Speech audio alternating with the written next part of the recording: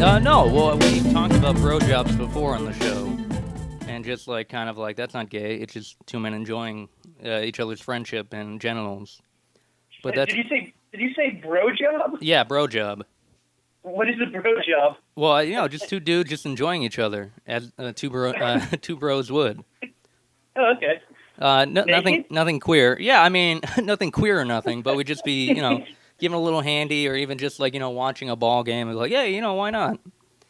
But you bring up a good point. Like, are any of our prospective pants on? Because we're all in different places and, all bets are off, or it's very suspect that any of us are actually wearing clothes.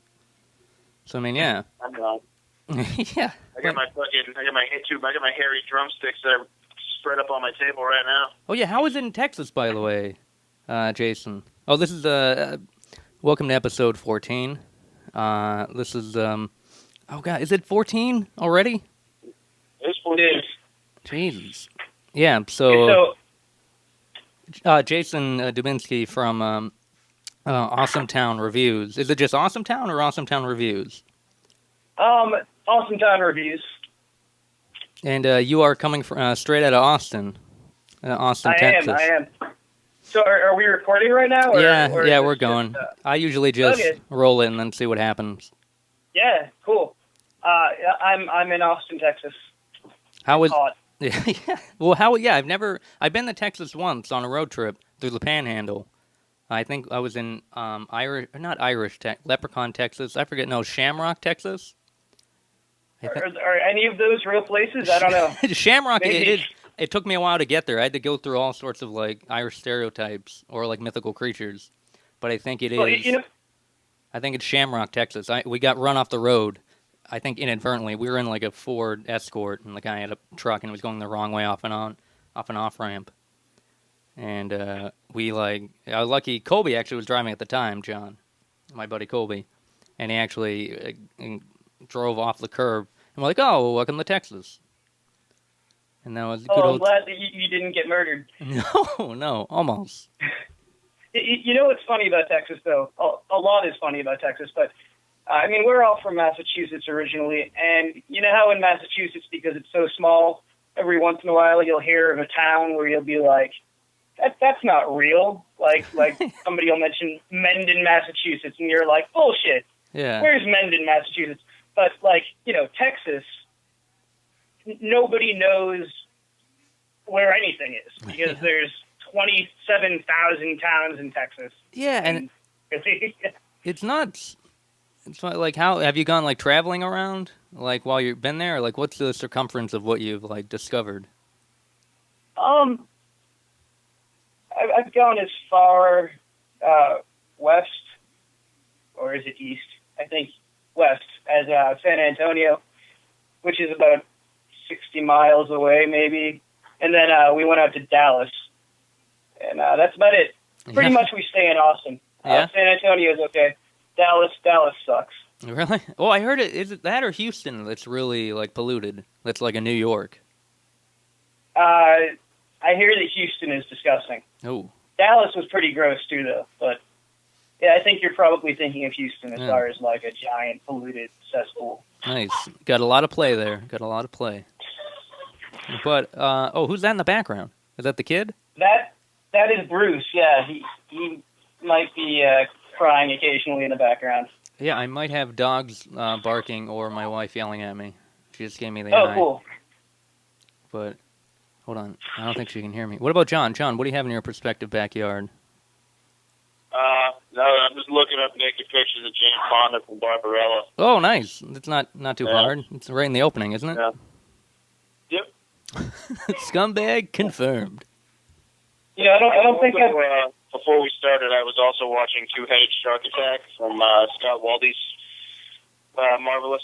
I don't think it was a recommendation at all. I think he was actually just telling us how shitty it was, but curiosity, you know? Yeah. So, what was it? I was watching Two-Headed Shark Attack, and it is fucking an atrocity. Is that like Double the Trouble kind of thing, or is it just like a two-headed shark?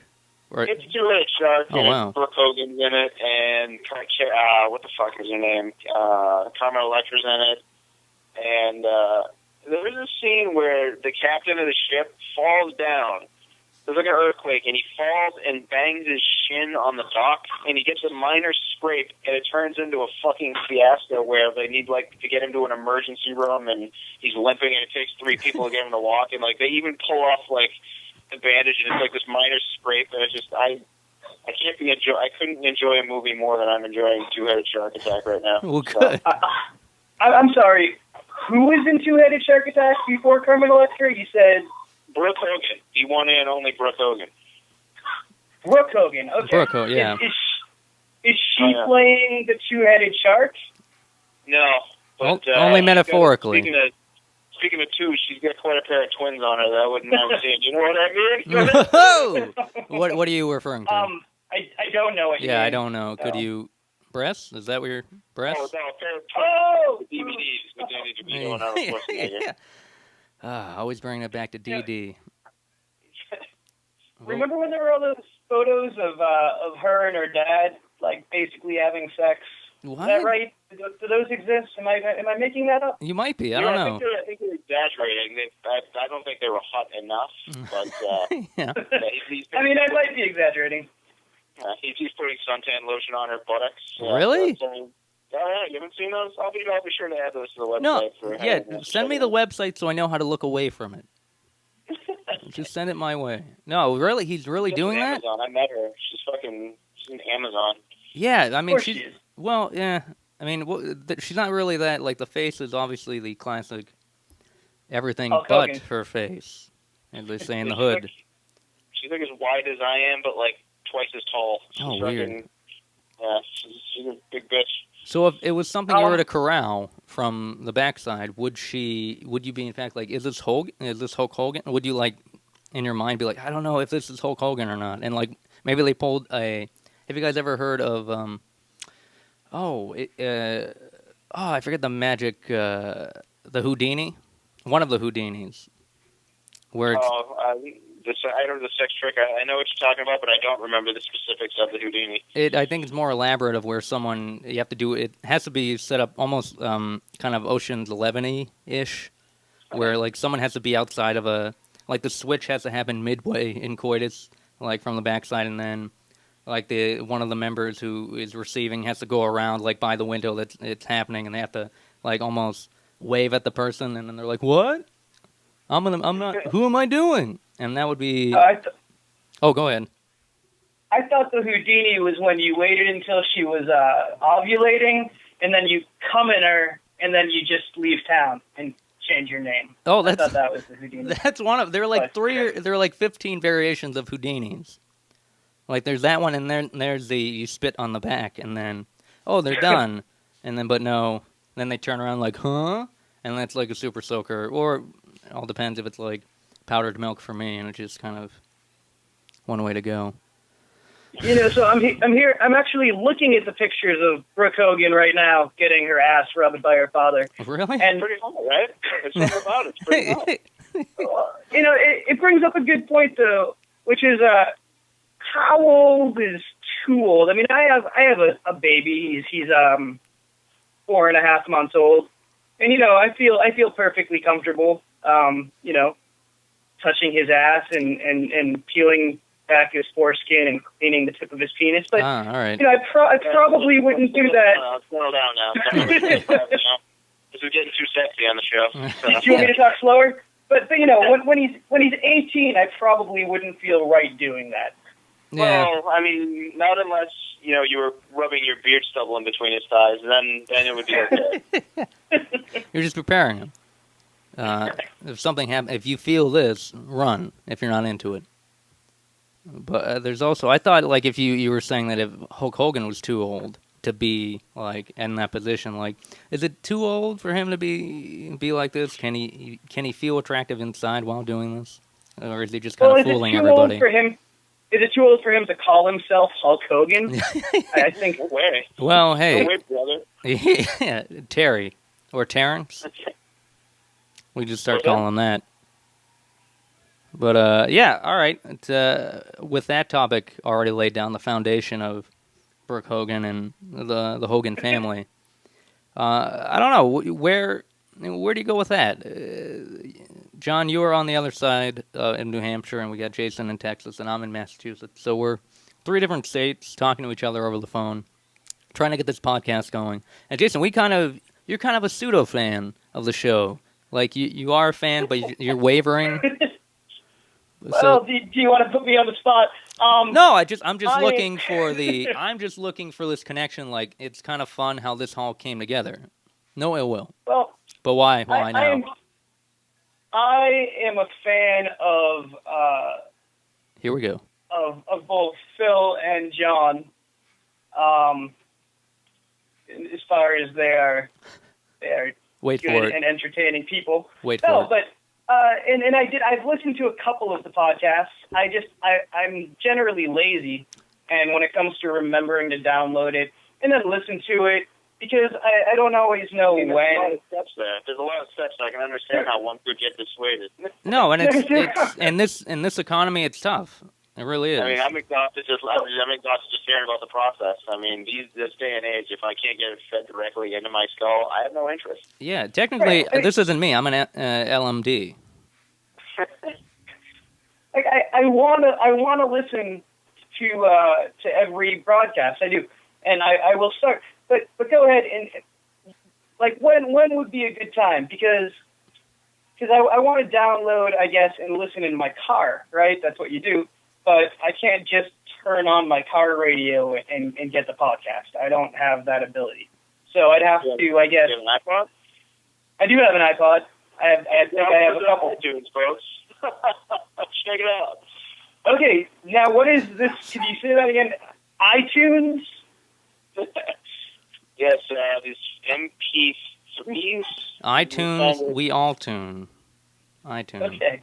But no, it's... All right, so, yeah, you can definitely download. I mean, I know our schedule usually is we try to get it out every other week. We were kind of lax last week because there's a lot going on in our world. Yeah. And, I don't know, what are you going to do? There's too much going on.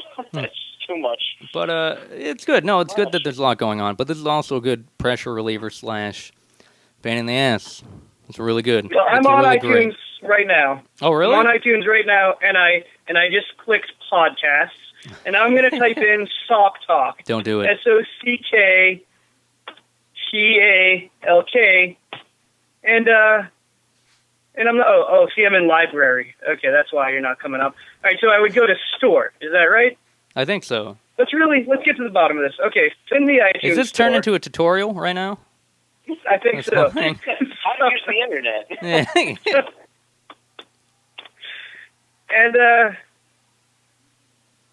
And here we no, I'm not finding it. All right, hold on. That's all right. You can go to socktalk.com as well. You can go to socktalk.com. Or socktalk... What is going on here? I am hearing a bunch of misinformation right now. Go to socktalk.ussr. Socktalkpodcast.wordpress.com. Say that again? Socktalkpodcast.wordpress.com. Socktalk.com. Phil, I'm listening to you right now. Well, listen. That's a lot of words. It is. I would just Google Sock Talk podcast and forgo all that other junk. And I would being the guy who put up the website and who's done all the social media stuff. I just have to say it's top notch. Wait a minute. I'm just waiting for John to come in on that one. Did you just give yourself credit for doing that? Well, I didn't. What do you mean, give myself credit? Oh, okay. Listen, I think it's nice that you've tagged along with me. I think it's adorable. But okay. That's right. I forgot about that. Now kiss the ring. No, but did you find it? I did. I'm on socktalkpodcast.wordpress.com right now. This is riveting. I'm looking at your most recent episode, and it looks like in a period of a mere 2 hours and 21 minutes and 45 seconds, you covered approximately 3,000 topics. Oh, are you looking at the tags? I am looking at the tags. The tags, I will say, are kind of a weird, like, I see what John was doing. He's trying to just get as many tags in there as he can so people will... Yeah. I'll rope anyone. If someone's looking for possum fucking, well, we're going to show up. Actually, we were pretty good. We covered all our bases with possum fucking. But it wasn't as I got a look from the wife on that one. She's like, actually, no, you didn't. I had plenty of questions after, and I'm still kind of flabbergasted. It looks like I missed a discussion on nerds, though. What was that? I'm sorry, I didn't get that. Nerds. There's a tag that says nerds. Yeah, sure. N-E-R-D. Yes. The candy, or were you guys talking about actual nerds, like that, Well, it all depends. Revenge. Your definitions. I'm not into labels. I leave that up to the social media guru over there. I'm not down. Yeah, I don't know. It's just, nerds in general, us being nerds of the social persuasion. Hey, when did this turn into the Inquisition? When didn't it? Oh, well, I guess. Now you put it that way. When you turn it around on me like that. Okay. So go ahead. Well, we've spent about 10 minutes now talking about how to find Sock Talk. All right, I'll check it off. Good. Right.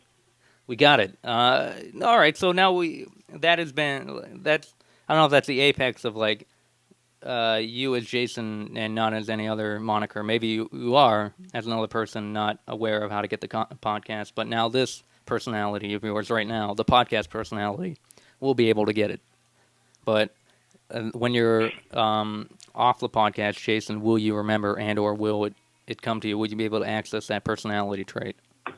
Well, you know what I've done? Or what I'm doing right now? Hit me with it. I'm in Firefox. I'm opening up the bookmark tab, and right here, bookmark this page. Sock Talk Podcast. Clicking done. There you go. You guys are in the bookmarks. This is the joyous occasion. All right. I have I'm glad. Now, obviously, if I did have pants on, they'd be off at this point, but we'll be home. Everything's gone. I'm so confused by the internet now. Is Facebook the only thing people go to now? Is that the only fucking place people go to look at stuff? Yes. No, the answer is yes. Yeah, but, I mean... Just a phone, any sort of tweet or twat or twit. Can go. Fuck Twitter, by the way. I'm actually not as a fan as well. It seems like I don't know, go ahead. I'd like to hear your thoughts. I mean, I tried to tweet. I've a couple times now tried to tweet. And, after about 2 weeks, you just get really sick of it. If you're not Rob Delaney or a celebrity of some sort, then... It's the same as fucking Facebook, though. Who gives a shit? I'm weaning myself off Facebook. I don't know if anyone's noticing that, but I'm only posting things that I'm actually doing that are of work-related substance lately. Right on, soldier. I am fucking so sick of reading about fucking everybody's stupid bullshit. I've blocked about 80% of the people that are on my friend list, and I'm just slowly weaning myself off Facebook because I'm tired of reading about nonsense that fucking makes no difference. Listen, man, Twitter's the worst because Twitter's just like a non-stop feed of nonsense. It's fucking, here's a picture of my lunch. Here's a fucking, it's like, all right, here's a fucking pebble on the side of the street. It's like, all right, I get it. It's fucking, let's Instagram it up and give it a fucking sweet filter so it's twice as interesting. Shut up, I don't care. Whatever, Grandpa, whatever. Listen, I just tweeted all about this, and I don't really know. You can follow Sock Talk on Twitter. So. You can or can't? You can, of course. As we slam this medium into the ground. Well, listen, if Twitter's good for jokes, if you get good jokes, tweet them. No, it's true. Other than that, though, like anything other than jokes on Twitter is just repetitive. I mean, as soon as anything happens, okay, Sherman Helmsley just died today, so I what was can his pretty final much tweet? guarantee you. What was his final tweet? Sorry, he actually tweeted. This is the big one, okay. Elizabeth. I'm coming to join you because while he was dying, he thought he was Red Fox. No, I don't fucking know. No, it's all right. I put too much pressure. I do that to John all the time. And big comedic moment, go. So the whole of Twitterverse is probably just talking about Sherman Helmsley, mm-hmm. or they're just saying like there's probably a million tweets right now that are saying something like, "Oh, Christian Bale, good PR move, jerk," because he went to Colorado. Bail, not bailing out on responsibility. Yeah. Let's talk about that fucking stupid thing for a minute. Like, my part-time gig is working at a. I do all the advertising for a theater chain. Don't get them started. I'm not going to say which one. Don't get them started. But, they're amazing, and like we were getting hearing about all about this fucking. I'm hearing all about like the whole Colorado thing, and it's just like we're getting calls from like national Homeland Security, and it's like, well, what are you going to do about beefing up the security in theater? It's like, are you fucking serious? That's like happened like several thousand miles away, and it's an isolated incident with a fucking whack job. So obviously, like, it needs to be a worldwide issue that is fucking terrorists are creeping at the door. Obviously, they're coming for our movie theaters next. Wait. What happened? Really? What happened? The whole Colorado thing? Oh, what happened in Colorado? Oh, the Shut up. Shut up. What? I haven't been. I like that Phil just started dancing. Load all over everything. I haven't been around in a couple weeks. No, go ahead. No, but it's just ridiculous. Now it's like everyone's expecting all these security measures and shit to happen in a theater, and it's just like, what the fuck? How often does this happen? It doesn't happen at all. I even met some kid. I went to Saki last weekend for a little R&R, and like there was this guy there we were talking to, and he was like, "You hear about that Colorado thing?" He's like, "I'm not even going to go see the Batman movie now because I'm fucking afraid that that's going to happen." I was like, "Dude, really?" Was he flexing while he said this to you? What's that? Was he flexing while he said this to you? It had that demeanor, like he just kind of like flexing in the sun. If he had done, it would have been fucking more manly than what he said. Go ahead. But, dude, are you fucking serious? Like, how big a vagina are you that that's going to dissuade you from going to a movie? You're actually worried about that happening, just spontaneously breaking out. You should fuck up. Live your life. Isn't it? It's true. He also helped aid in 9/11. Well, I mean, no. No, not at all. Or 7/11, as he liked to. He missed it by 9 days. Yeah. Fuck it. Yeah, I guess. I mean, listen, I had on my notepad here, we should dedicate 5 hours of talk and coverage to it on our podcast. So we got about 5 minutes under the books. So 4 more to go. We ready for this? Keep him riveted. Keep it going? Okay, I got his dossier, I got the type of hair color he had, and the generator. Wait, John. Yeah. Can you send me off the air right now? Can you send me on Facebook the name of the theater chain that you work for, because it's going to be on my head the entire time. Oh my God! I won't say it out loud. I promise. I just want it down there. Do us a favor. Say it out loud. Okay, I will. But no, all right. With that in mind, and with the whole Facebook thing in mind, Batman itself, like we were talking, you came across the tune earlier, John, about like everyone their stupid little thing, and just everyone just post. I mean, I guess in the whatever you want to technologically label it right now, people just post whatever, and just you're able to see through people's lives without pretty much a veil of privacy. Yeah, it's very Batman-esque when he had pretty much in the comics when he had cameras all over Gotham, and even in Dark Knight. Yeah. When it's just kind of you're watching everything going on at once, it's just kind of like you're keeping tabs on people. Through sonar. What? It makes you fucking. What was that? It makes you wonder aware of what people are posting too. Like, are people really that aware of what they're putting out there? Like, yeah, it's all in ink, you know. Yeah, it's just you're putting your whole life out there. Every dumb little thing that you do, it's like you're just putting out there for the world to see, and like regardless of what anyone's gonna take from it, it's just kind of there it is. Yeah. I feel like you got to be a little bit more selective with that shit. You only got to put out like what you need to put out there to get. I don't need anyone knowing that much about me personally. It's creepy. Nothing they can't buy off me. What's that? You're the same way though. You do the same thing though. You're not really.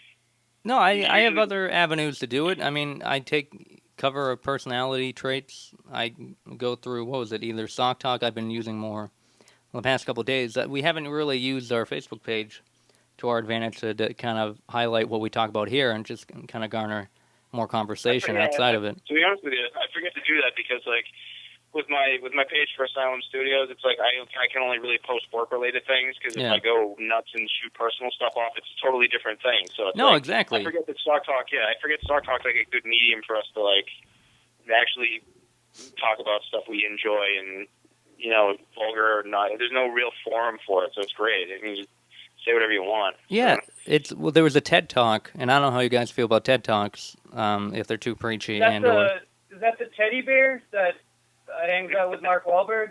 No, yeah, that's how it started. It kind of went through that. The science community got together and was like, let's talk about teddy bears. Let's reanimate a teddy bear. It was animate before? Yeah. Let's bring that shit back. And let's... Can we talk about... I want to go to a live go ahead. If we can. We have to be invited. I know we're eventually going to talk about The Dark Knight Rises. Yeah, I'm getting there. I know you are, and I don't want to kill what you're doing, by the way. But we already sort of mentioned that scene in The Dark Knight with when he's monitoring everybody. Yeah, he also does that in the comics with. It pretty much. He did that in the comics with videos. The video cameras all over the world, and his little substation with the Justice League in space was able to keep tabs on people. But yeah, it was the same. You were saying it was sonar in Dark Knight. Yeah, at the end of Dark Knight, when he's in that skyscraper and hostages are doctors and terrorists are clowns or whatever. Cats are dogs. Mass hysteria.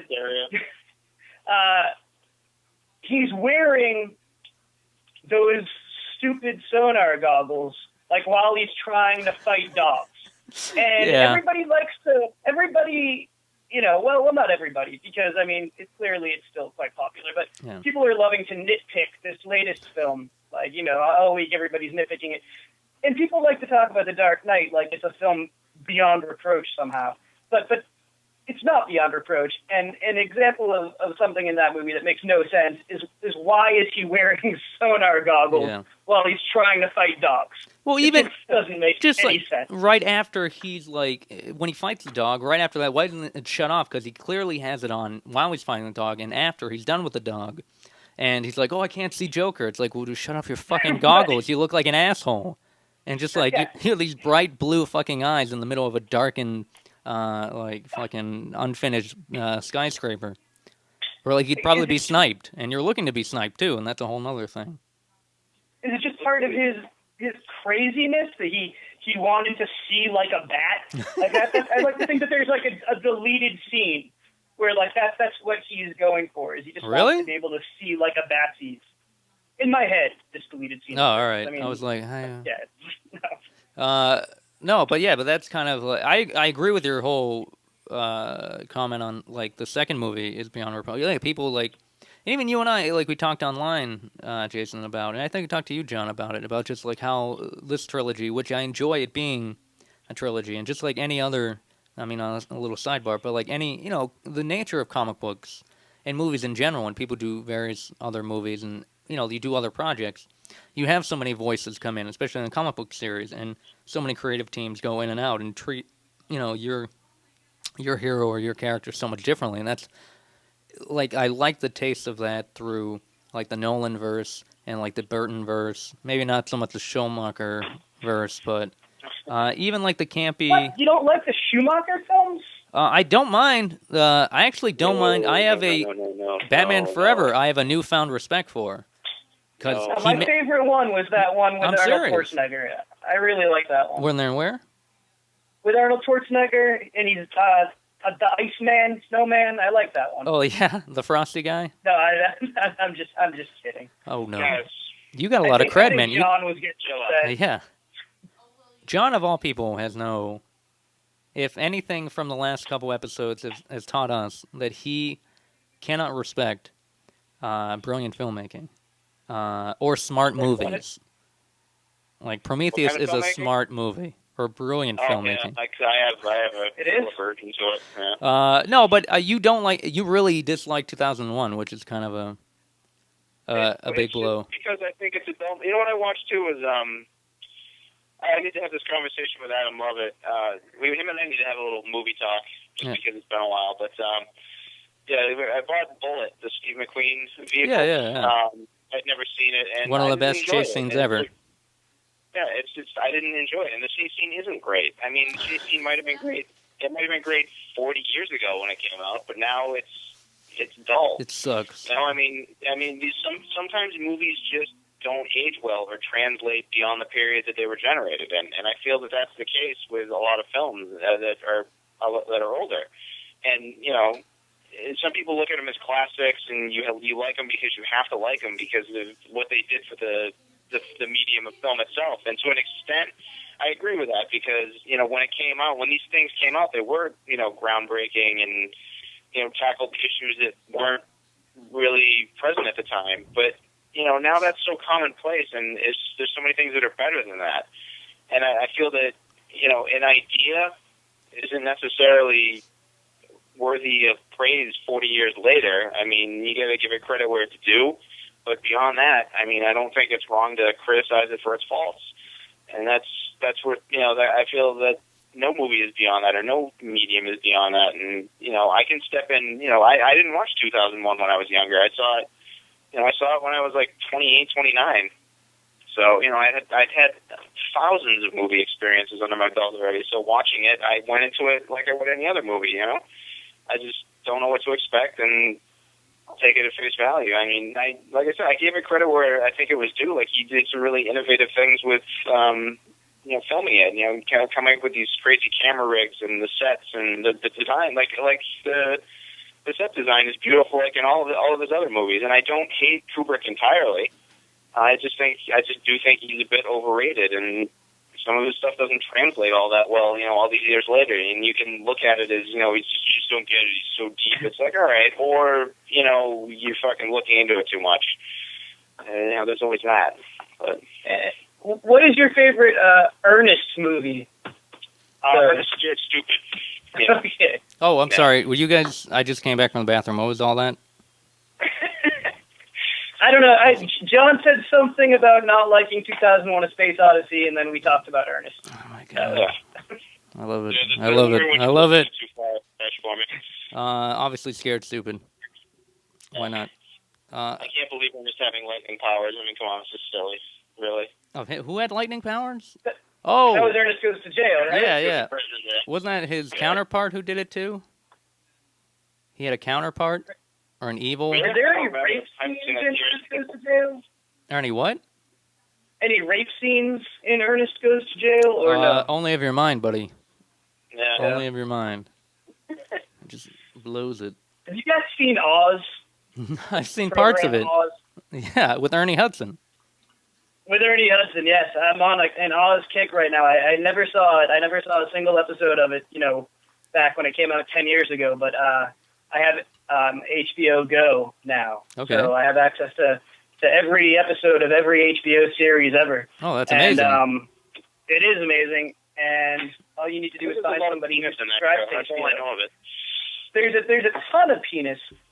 Yeah, so, no, I mean, there really is though. Like a dead man penis is everywhere. No, I mean, it had to have been in every. I mean, I think you had to sign a contract saying that your penis was going to be in the show. Oh, I'm going to be on Oz. Ernie Hudson hasn't been on it yet, but I mean, everyone else. Yeah, because he's one of the. He's like a warden, isn't he? He's the warden. He's the warden. Well, you don't get to see the warden penis. No, but that's everybody. Like, I mean, that's like at the end. That's like the reveal. Man, if you can handle looking at lots of penis, and really, like, who can't handle looking at lots of penis? That's how I grew up. If you can handle it, which you can, then the show is really, really good. I'm about 5 seasons. I'm like halfway through the 5th season right now, and like most shows that last that long, it's starting to fall apart a little bit, maybe, but it's still good. And yeah, I recommend that to you two and to anybody else out there who hasn't seen it yet. No, I've seen parts of it when I was a kid. Because it's like maybe like the late 90s, early 2000s, or even earlier than that, right? No, that's about right. I think it started in maybe 97 or 98. Yeah. And it's funny because Edie Falco, I didn't realize this. I didn't know ahead of time. Edie Falco was on the first couple of seasons of it. And then all of a sudden she just like disappears. They just kind of write her off of it. And they wrote her off of it because, of course, she joined The Sopranos. Yeah. But it goes all meta at one point because one of the guys who works in the prison on an episode of Oz goes on to a game show, and on the game show with him is the kid who played Anthony Soprano Jr. as himself. Weird. So it's like this super meta thing where it's like they're talking about HBO shows on an HBO show. Weird. I would have hoped it would have been with a character who, yeah. Weird. I would have hoped they would try to keep the universe the same. You know, I have that weird fantasy about like all sorts of shows like that. Like they have a grander world in mind, and just kind of like, you know, oh shit. Like little things like that. They can just kind of get involved. Like all Coen Brothers movies. I don't know if they're supposed to exist in the same universe. It would be kind of weird and tough, but I'd like to think there's a little bit in each that connects it in some weird way. But no, with HBO, I think that'd be tough since HBO seems to reuse the same actors for all their shows. Yeah, well, I mean, it's just like an RKO studio thing back in like the 30s or 40s. Right? I forget if they were in the 50s, but yeah, like everyone's under contract, and just like Edie Falco and what was it? Like a lot of I'm just finishing up Larry Sanders again, or the Larry Sanders Show on Netflix, which is one of my favorite. I remember watching when I was a kid because we grew up with HBO. And that's one of my favorite comedies. Will you be visiting Dream On after this?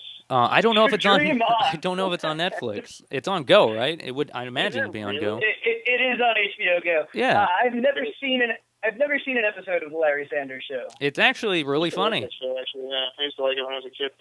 It's like it holds up. There's a lot of stuff there that you can be like, oh, especially when I was on the Conan kick of reading. Was it Bill? What's his name's?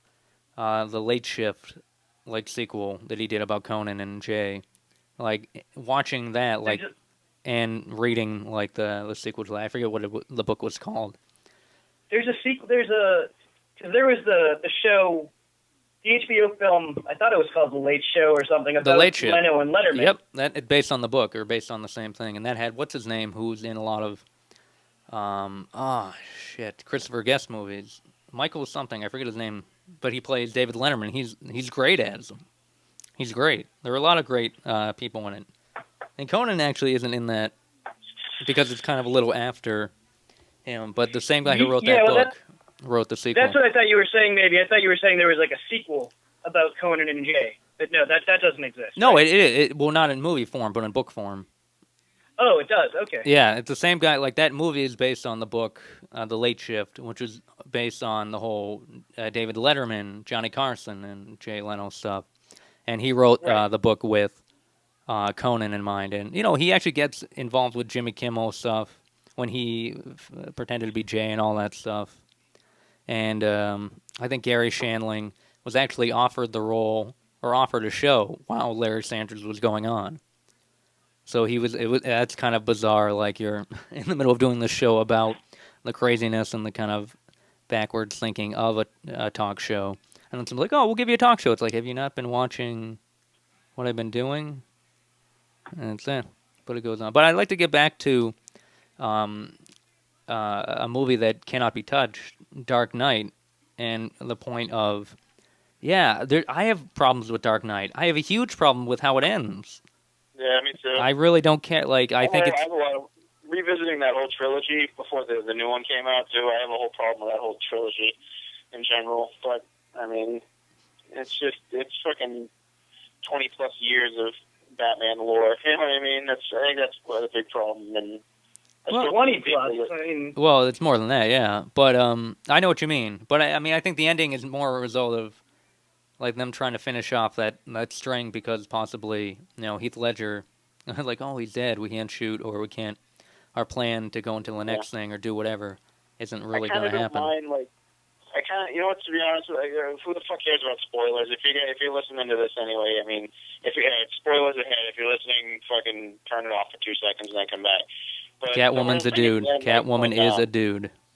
Yeah. Like when, I didn't mind I really kind of liked the passing of the torch to Robin. I thought that was cool. I thought it was handled well, but like I feel like that one fucking scene where she's like, "Oh, you should go by your full name, Robin." I was like, one fucking scene kind of just ruins. Like if his name was like Timothy Drake throughout the whole movie, I'd have been like, "Oh, that's cool because I know where this is going. But it's like he was just some random person, and then like they had to just kind of. They had to go that extra mile to nudge you in the ribs, be like, "Huh? You see what we're doing here?" Well, it's just like, do you remember reading the article about the deleted scene where that lady keeps on going and Joseph Gordon-Levitt's right there like, what? And she's like, yeah, Robin, like the sidekick to Batman, Batman, it's like you become that didn't Nightwing. Happen. Well, it didn't happen. It was deleted. No, it wasn't. Oh, you kids! You got me again. No, I guess I didn't find out. Oh, God, it made me want to poop. I didn't mind that moment because, I mean, the entire trilogy was filled with, like, wink, wink, nudge, nudge moments. I thought, like, it was all about, every single one of those movies had, like, there'd be at least one or two lines that one character used at the beginning of the movie, and then would, like, be used against the character at the end of the movie. Like, why am I not thinking of any examples right now? Because they're not there. No, they're there. They're definitely there. No. No, I agree. Like, there's some, like, they're just little lines. Like, we were talking about on Facebook and numerous, as John pointed out, does anyone fucking not use Facebook? And I guess we're going to reinforce the idea that, yeah, that's all we look at. But, no, we were talking about it, how, like, you said there were, like, 23 plus odd things I could nitpick about this movie. And quite easily. And I understand. I mean, and overall, I like the trilogy. I like where it went. And I like this universe being connected. But, there are a couple lines, like, one of the Bane lines, like, when the guy, it falls by Dagger, the guy asking him, oh, you're evil. It's just like, well, he didn't need to say that. And then just the follow-up line was even worse to me. It's just like, I'm a necessary evil. It's like, you don't need to say that. We understand. Dude, I saw it again. I went to see it again, so I've seen it twice now. You sound so crestfallen. Yeah. I saw it again. Because I had to really, I felt like I owed it to the movie to really just kind of be able to make a better argument about whether or not I like it. Yeah, because we were at a shitty angle when we saw it, but it also was a weird... we really didn't get the best presentation. It was a sold-out theater, and we were like the front right of the theater, so I'm kind of sucked. But like, were you making out in the parking lot? Why'd you show up so late? Well, whatever. You got me there. Yeah. So. Well, you thought it was going to be on all 16. Yeah, I thought it was on all screens, but it was just on like 4. So, but Bane in general in that movie, like watching it again, I feel like I liked it more this time than I did the first time because I was less critical about it. But at the same time, like the faults of the movie really just kind of came forward more. Like Bane in general is fucking so 50-50. Like there's parts where he's cool, but like the rest of the time it's just completely absurd. Like Tom Hardy is such an amazing actor, and his presence as an actor is just completely gone by the way. He could have been played by anybody in this movie because he had that stupid looking mask on his face, and the horrible ADR that followed it was just atrocious. Like there's parts where you can't really understand what he's saying because there's like two conflicting accents going on mixed in. It sounds like somebody's doing fucking like 3rd grade voice lessons in a fucking walkie-talkie. It's terrible. It's just like you said, some of the fucking lines he delivers are so hammy, and like it seems like any of the acting that is involved with scenes with him is just fucking dumbed down like 20 times. Well, I don't think that that line is hammy. I just think it's grossly unnecessary. Yeah. Like it just I don't mind as much of his voice does do like some sort of fluctuation at times, and I could understand it. I could pick it out because I'm just there like paying attention. It takes me out of some other things because I'm like focused on trying to figure out what he has to say. But overall, I really like him in that. I like him. He presents like equally that same like a couple lines before when he's with Daggert, and it's at Daggert's end, the guy who hires him to kind of ruin Bruce Wayne and get him on the board or whatever of Wayne Enterprises.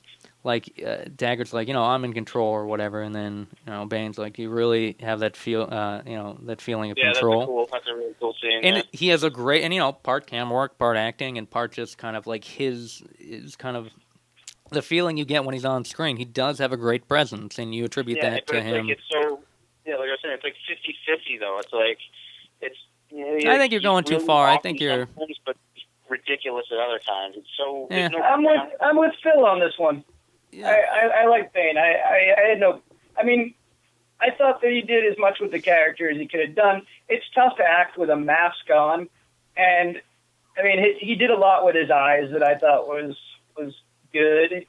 You know, a lot of people said that they didn't think that he was imposing as Bane should be. I don't know if they expected him to look ridiculous like Bane looks in the comic books. I mean, it would have looked ridiculous. Yeah, or like what they want him to do, like backflips and just kind of start like throwing pizzas at people. It just. He had a good physical presence in this movie. For a movie that's grounded in reality, I feel like he had a good physical presence. I mean, he was an imposing figure for a movie set in reality. I mean, aside from him being CGI juiced up with venom, I mean. Well, I do think. Good. Yeah, I mean, I'm with you on the.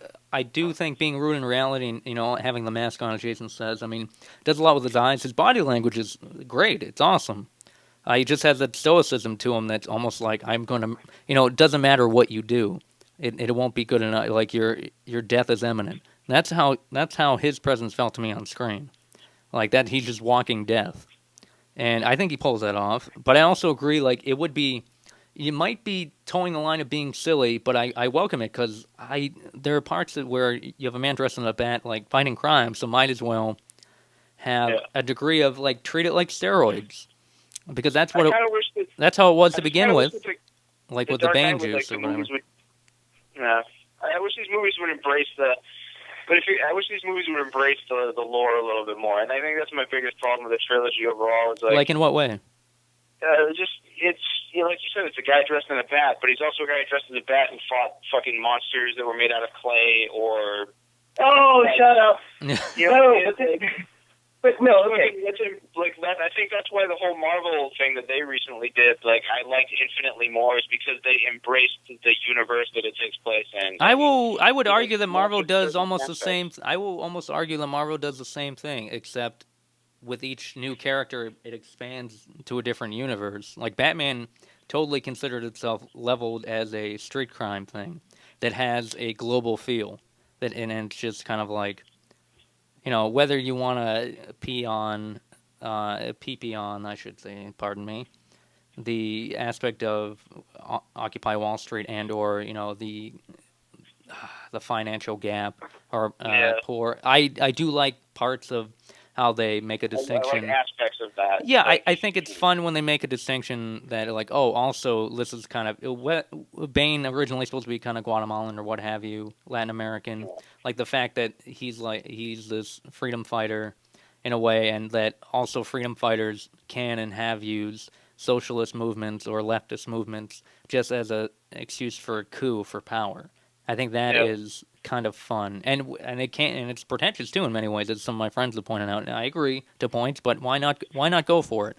I say too. Why? I mean, I guess there's a harm in being offensive in a way. Like, well, that's kind of pretentious, or just like, okay, whatever. But I mean, come on. I mean, that's what this whole Nolan series has been going for. And I think they've achieved it on a lot of levels, though. Yeah, it's really, but it's kind of like, I think like what you're saying is like, you know, just go for it, is because like it's like kind of like a nod. Just do it. He's nodding to the fact that he's addressing these things. Like, you know, there's like watching that is like it's blatantly, you know, it's blatantly touching on political issues of like today, and all of the whole. So you don't have to. Yeah, but it's like he doesn't really. It's like you just kind of get a hint of it, and he doesn't really go into it. It's like almost like he gets kind of scared to go into it further, or it's just like for the sake of keeping the movie going, it kind of, you know, goes into a fusion bomb in a fucking tunnel under a river. But you know, there's so many different aspects of this story, and they're just kind of all over the place. But none of them really touches on any one point for too long. And I think that's kind of one of my problems with the newest one. Again, it's kind of like, I know you talked about pacing, and his pacing is usually kind of weird. I feel like the pacing in this one is pretty decent, because for a 3-hour movie, you don't feel like you're sitting there for 3 hours. But at the same time, like, the story is just kind of, I don't know, the story is like divided into threes, I feel like. It's just like a certain amount of time is allotted for each aspect of the story, and it never gets really great. It just kind of is okay throughout. Which isn't bad. I mean, who cares? I mean, I'll take okay, but I don't know. I don't know if I'm expecting more because I'm a fan of Batman for so long, or because I kind of like the ideas that it presents. I don't know. I mean, there's a lot of really great things to love about the new series, but at the same time, I feel like it's kind of not enough for it. It's just kind of, I don't know. It's almost like a way to get people interested by making it sort of modernized, and these are real issues that it's kind of these are real issues, and here's the way it might be presented, but here's a dude in a costume that's actually a figure of hope and kind of someone who can take care of these problems. It kind of presents a solution to these problems that are very real, and it's in a far-fetched way, and that's kind of fun, I guess, and it kind of takes the harsh reality away from it. But when you think they kind of you think more on the problem itself, and it's like it's kind of depressing because there is no dude in a fucking bat plane coming around helping things out, and you're kind of stuck thinking about like these issues that are real. So, well, with that in mind, you can also point your finger if for your argument in tow. You can say like, well, what do you think? Robin or the Commissioner and all those. Those are the guys who really actually set up the framework to save Gotham. Yeah, they really do. Yeah, and that's kind of. There's really done well, I think. I actually like that part a lot when they're kind of just. I mean, that part is, I think, one of the most suspect of the movie, where it's just like the time is just kind of like, all right, forget about it. Yeah. But I think it's awesome when they show it's like a 1950s it's like a Nazi movie. You know what I mean? It's like or occupied France, and it's just kind of like, oh, we got to get this. We got to beat them Nazis, which is Bane or whatever. But Jason, please, we haven't really had you talk about it at length. I'm just reading my Batman comics right now. No, I'm just yeah. But I guess I'm always kind of annoyed to hear when people bring baggage to these movies. Like, okay, Batman's a character that's been around for, I don't know, 60, 70 years, something absurd like that by now. 1939. And there's been X amount of origin stories. And as I think it was somebody pointed out the other day, I think it was Brian from a horror movie a day pointed out that like early on in Batman, he would like kill people. So there's all kinds of inconsistencies with the character over the years. So everybody sort of like brings the version of Batman that they like the most with them into these movies, when really like these movies are self-contained. I mean, there is no baggage, like there's nothing that you haven't seen. Like, this Batman didn't fight anybody made out of clay. Like, this Batman was only Batman for about 2.5 years out of his life. He trained with ninjas. He had his girlfriend blow up, and he stopped being Batman, and then he came back and pulled an Iron Man and faked his death at the end of the movie, and that's it. I think that's the story of Nolan's Batman. I mean, so you just kind of have to look at it as a self-contained story, and as far as that goes, I liked it a lot. I think as far as the trilogy goes, looking at it as 3 parts of one big story, I think that it fit the trilogy mold perfectly. I think there aren't that many successful film trilogies. I was trying to think of them all last night, and there's not many. But of course, you have to use the original Star Wars trilogy when discussing a trilogy. So if you mash Star Wars up to Batman, I mean, it works. Like, you have the first chapter, which was sort of telling a familiar story in a new and exciting way, fairly small, but just kind of like getting people involved in it. And then there was the second chapter that blew everybody out of the water and was way bigger in scope and was dark and had, tragedy. And then you have the third chapter, which was way bigger than the other two and had something that harkened back to how it all started with the League of Shadows and Bane from, and we even saw Ra's al Ghul and it wraps up with the end of the story. I mean, I liked it. I thought that it was good. It certainly had its faults. Certainly did. But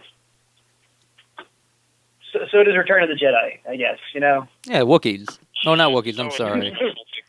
Ewoks, there we go. Which originally I think there was supposed to be a planet of Wookiees.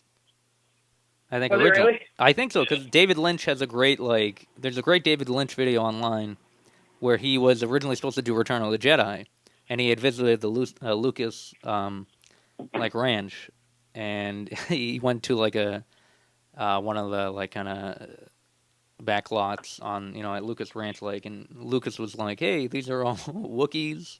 They're going to be in the movie. It's a planet of Wookiees. And I guess Lynch was like, I got a headache. I got to give my agent a call. I got to get out of this. But, yeah, I'd recommend it. It's online. But, no, I agree. One of the things, and I think what you're hearkening to is one of all of our favorite movie reviewers and kind of monolith in the online movie world, Harry Knowles. Anyway, I don't think you are, but you have an association, and I that's all I'm attributing. Because his review really gets to the heart of what Batman is from his point of view as a fan, and doesn't necessarily deal with he does deal with a lot of points in the movie itself that are particular that you could be like, yeah, I can get that, and I can understand and kind of agree with that a little bit. But it doesn't take into account like what you just said. It's self-contained universe. It's the Nolan-verse. Trademark. Right. Trademark. I like Harry. I like Harry a lot. He's a good guy, and he does a lot in Austin for film. And I agree with a lot of what he writes. That's right. Back it up. I did read his Dark Knight Rises review though, and I found it. It was his thoughts. A lot of people like to jump down Harry's throat whenever he doesn't like a movie and say, oh, he didn't like it because he wasn't invited to a set or something like that. And I don't believe that. I believe that he legitimately didn't like the film for the reasons he said he didn't like it. But that review that he wrote wasn't even so much a review of the film as it was just sort of like you said. It was the just sort of feelings of a fan, and he didn't like the movie because he thought that Batman wasn't acting in a way that he thought that Batman should act. But the Batman that he was thinking of is Batman from... In his review, for example, he has big issues with the fact that Bruce Wayne hung up the cape and the cowl for 8 years because his girlfriend died. Which I don't think that was the... I mean, I'm sorry to cut you off. I'm just to add to that. I think also he got that wrong, too. And I don't know if you're just about to say this, but also because he had to do it because it was kind of the... agreement he had with Gordon. Yeah. Right. Exactly. No, that's all I got. I'm sorry. And no, you're right. And but even if he had just, I mean, it was in line with the Batman that we've gotten to know in this series. Yeah. Rachel Dawes, who I thought was one of the stupidest characters ever, by the way. I thought Rachel Dawes was just a dumb character. She really was useless. She then you're happy when she died. Token fucking love interest for the sake of having a token love interest in a movie. Well, she was also a part of the only real role that she played was like a part of his brain. Like, she was what kept him grounded to reality, basically. Like, he was in love with her since he was a kid.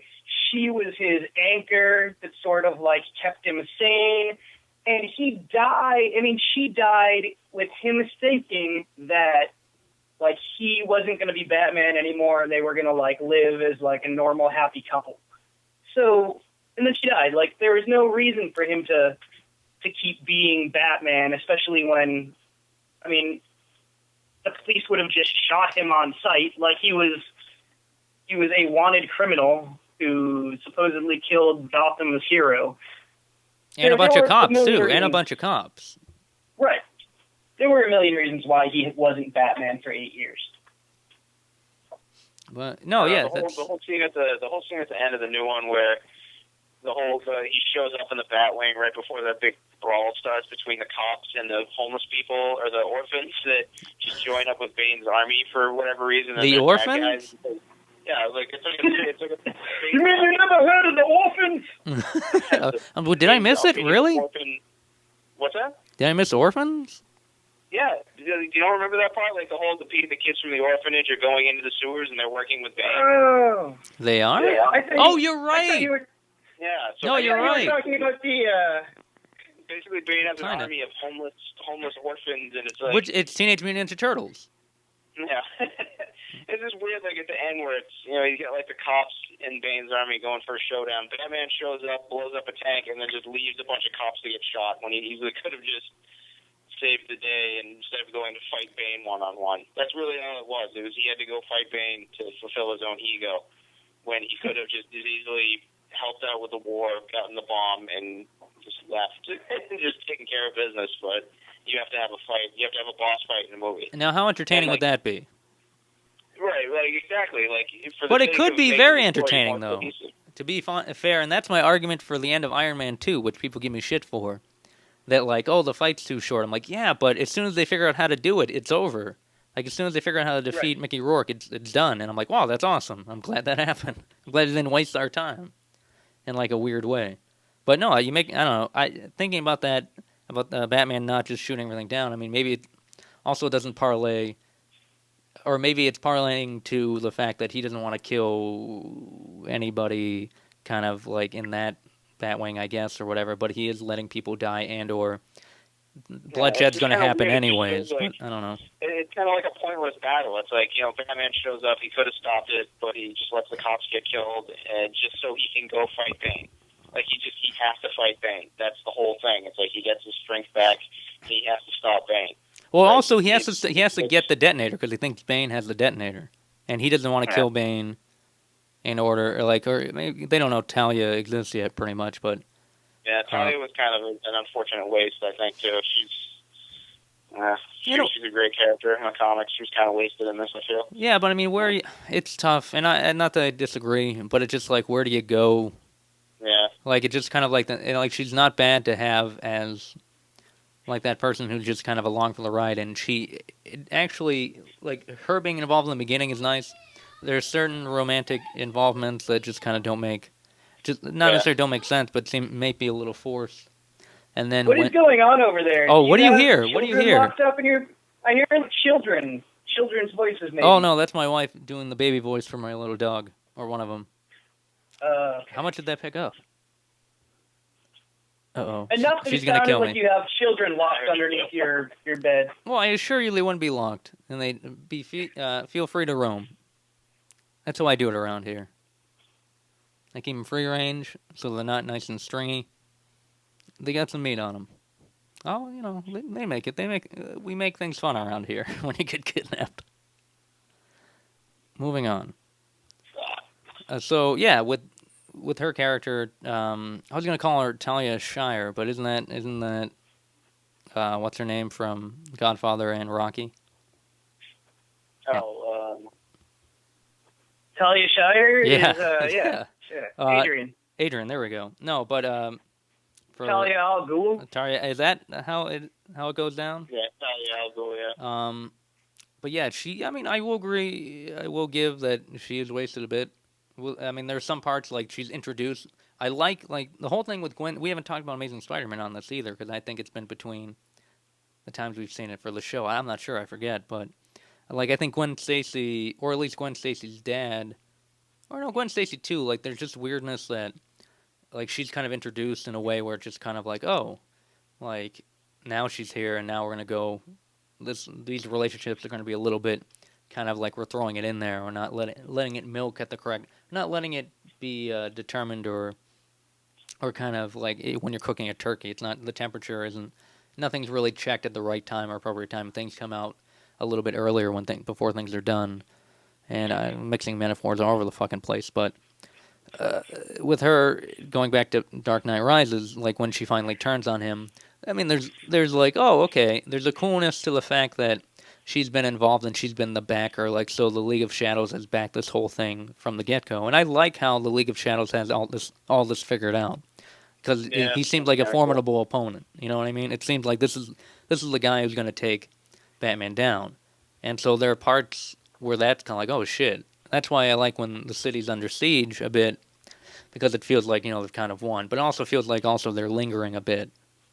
But no, I don't know. I'm too much into that. I don't want the whole show devoted to Dark Knight Rises, but I mean, I feel like for a movie that tries to tackle as much, it almost tries to take on too much. Like the movie tries to do almost just a little too much, but it manages to pull it off, but just barely. And I think that's like really the only. It is a good movie. It really is, and I think that's like the issue is like trying to really just nail what it is. It kind of it's the little things that bug you, I guess. It's just being fucking critical about it for no reason, but.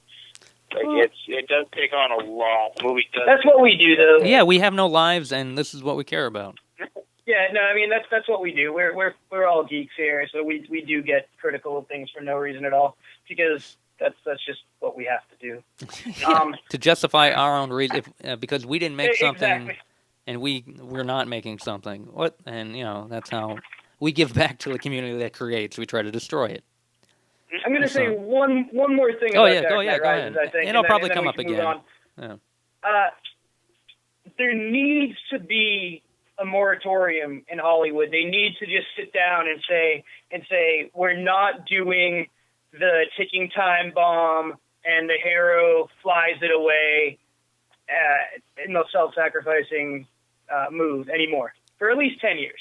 Because for both big superhero tentpole films that came out this summer, to have the exact same resolution, basically. I mean, you had Iron Man clean the bomb. It was in the Avengers. It was a clean energy bomb, like a gateway to another dimension. Fucking weird. I like the idea of of we can invent clean energy and then monsters from outer space or from India or wherever the hell the League of Shadows were from are going to manipulate it and warp it and kill us all with it. I like that. I think that's cool. But yeah, really, Iron Man flew with the bomb and it worked. It worked better than when Batman did it.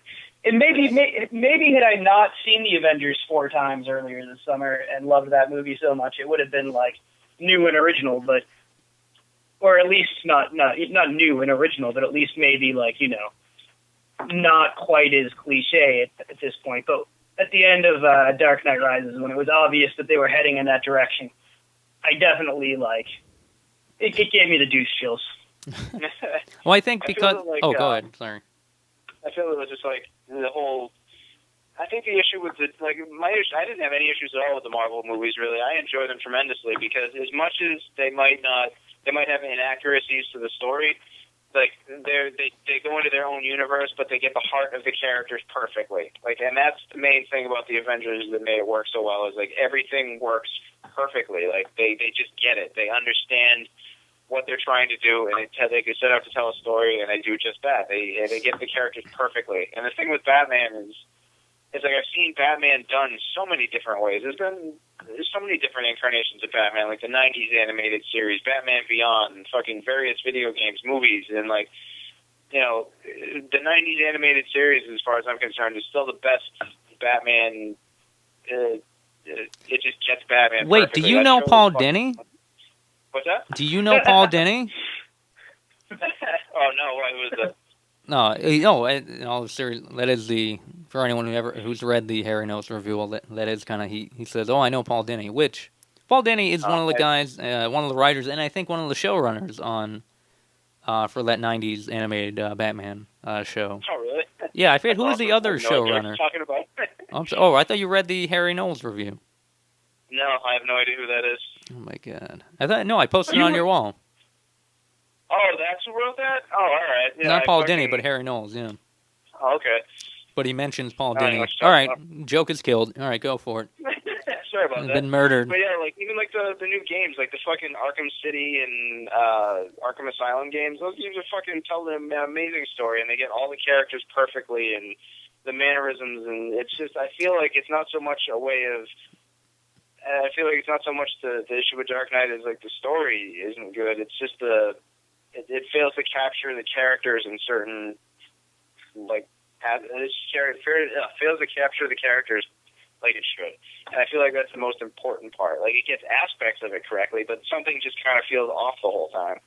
And it's just, I understand it's his own universe and he can do whatever the fuck he wants in it, but, if you're going to do that, then I feel like you're subject to the criticisms that come with a fucking story that's got so many years of history and has been done well so many different times before. It's and I feel like that's the reason why nerd boners are flaring as they are. But whatever. It's a decent trilogy. It's pretty good. No, it's pretty good. And it's all gonna be redone in another 3 years as it is. So, yeah. Maybe even 3 years you'll get a version that you like better. Yeah. Well, I really enjoyed Catwoman way more than I ever would have fucking thought. I was so. She's a great actress. She's a good actress. She really is. She was fucking great. I agree. So great. But I guess one more thought on that, and I think John, you kind of hit it, and it kind of brought it back to me in my mind's eye. But I think with the Nolan verse, Nolan knew who his Bruce Wayne was. He knew how he was supposed to act. He knew his Bruce Wayne. So you don't. I mean, in some ways, you're Mets on Christian Bale, and the first Batman is, Wayne. But, overall... I like Bruce Wayne in one. Yeah. I thought he did a good job with Bruce Wayne. He made Bruce Wayne interesting. Yeah. And that's fucking hard to do. And, yeah, I agree. So. And I think, ironically, I think, or coincidentally, or just kind of weirdly, I think he didn't know what he wanted to do with Batman. Like Batman as a presence. And I think sometimes it was great, and sometimes you didn't really need it, because a lot of times, it was cutaways with Batman or stuff that happened that you weren't as focused on, because you're not. Yeah, anytime he opened his mouth and fucking said something. But like Jason was saying at the top of the show, about how he had these the sonar goggles, and it didn't seem very Batman-y, from the Batman we know ish. Yeah, it kind of took a Schumacher backseat but right there. He just seemed almost like a Don Knotts-esque type of Batman. But at that point, but there are levels of that Batman that's kind of cool. But also, it didn't seem as consistent with his Bruce Wayne stuff. And maybe I don't think that maybe is the ultimate stamp on why some people don't like. Like Jason, you were saying earlier, people can't, for whatever reason, you can't touch Dark Knight, but. Maybe that's one other reason why people feel, and Harry knows especially, I kind of see where he's going with about Batman being a pansy or something in this new one, where he just kind of gets thoroughly beaten in a way. But, I don't know, that seems to fall into the theory of maybe Nolan gets Bruce Wayne more than he wants to get Batman, the actual superhero. But yeah, and, but I did fall in love with another thing that Noel said in his review. Having one movie take place in one evening, and just Batman in the sewers. That I just fell in love. He didn't say necessarily Batman just in the sewers in one evening. He did mention those two things separately. But I just combined them in my head. And all I could think about was that'd be an amazing. I don't know. It'd just be such a weird claustrophobic piece to have this crazy Batman story in the dark in the sewer. It could be incredibly boring, but there's potential for it being incredibly just creepy. It's like a horror movie with Batman and Killer Croc, and however you want to do that. Oh, yeah. I loved that little nod to Killer Croc in Dark Knight. I really liked that. That made me happy, because that was kind of the first hint at something. What was that? There's a part where Joseph, what the fuck's his name, Eddington or something? No, Joseph Gordon-Levitt, is that? Joseph Gordon-Levitt, yeah. Who is Joseph? Hold on. Who is Joseph Eddington? I don't know, dude. The Squire Joseph Gordon-Everton. Gordon comes out of the sewers, and they're talking about, he had me looking for giant crocodiles. And I was like, oh, that's awesome, because Killer Croc was a fucking giant crocodile man, so... It was a nice little. It followed a nice little trend of giving nods to the next kind of thing, but it was kind of cool, because that was the only time they really hinted at another a character that was almost beyond being realistic. So I think that was kind of cool. But men. Yeah, that's the end of that. Never again. Oh, yeah, no, but I know that was something that, Jason, you were saying, now we're definitely going to talk about Dark Knight, I know that. But what else? Who knows? But, I mean, in movies in general, as you were talking about when looking and searching for Sock Talk, and where it might be, and how to get it. Sock Talk, WordPress. .blogspot, is that what it is, John? I don't even know. Twitter, socktalk.wordpress. .blogspot /blogger / mountaineer goat lion. Didn't you do the website? It ain't just not working. Oh no, I did, but you registered the domain name, so I can't. I can't. I mean, you did the little stuff. Let's be real. Let's be honest. I mean, you did the important little stuff to get it going. You you signed in your name in the PayPal account. Speaking of which, Sock Talk may be at the New York Comic Con in October. Oh yeah, that's no right. shit. Yeah, so we may have a booth at the New York Comic Con where we'll be promoting stuff like My Name Is Jonah. Speaking of My Name Is Jonah, you and I did a hour-long interview for the My Name Is Jonah movie this week. We did. We did it last week, but it's coming in. Which will be in a very major publication here in New Hampshire known as the New Hampshire Telegraph this Thursday. Wow. Congrats, guys. Yeah, we have a giant. We have the cover of the encore section, which is basically the entertainment section. We have the cover of that and like a fucking giant article just all about the Jonah movie and us talking about it. And it's pretty much they asked for a lot of dick pics. Well, more than I usually give out in any internet forum. So. And you give out a lot of them. I give out a whole shit ton. I actually give out. I have been. You know those lithographs. I've been telling people. Oh, go ahead.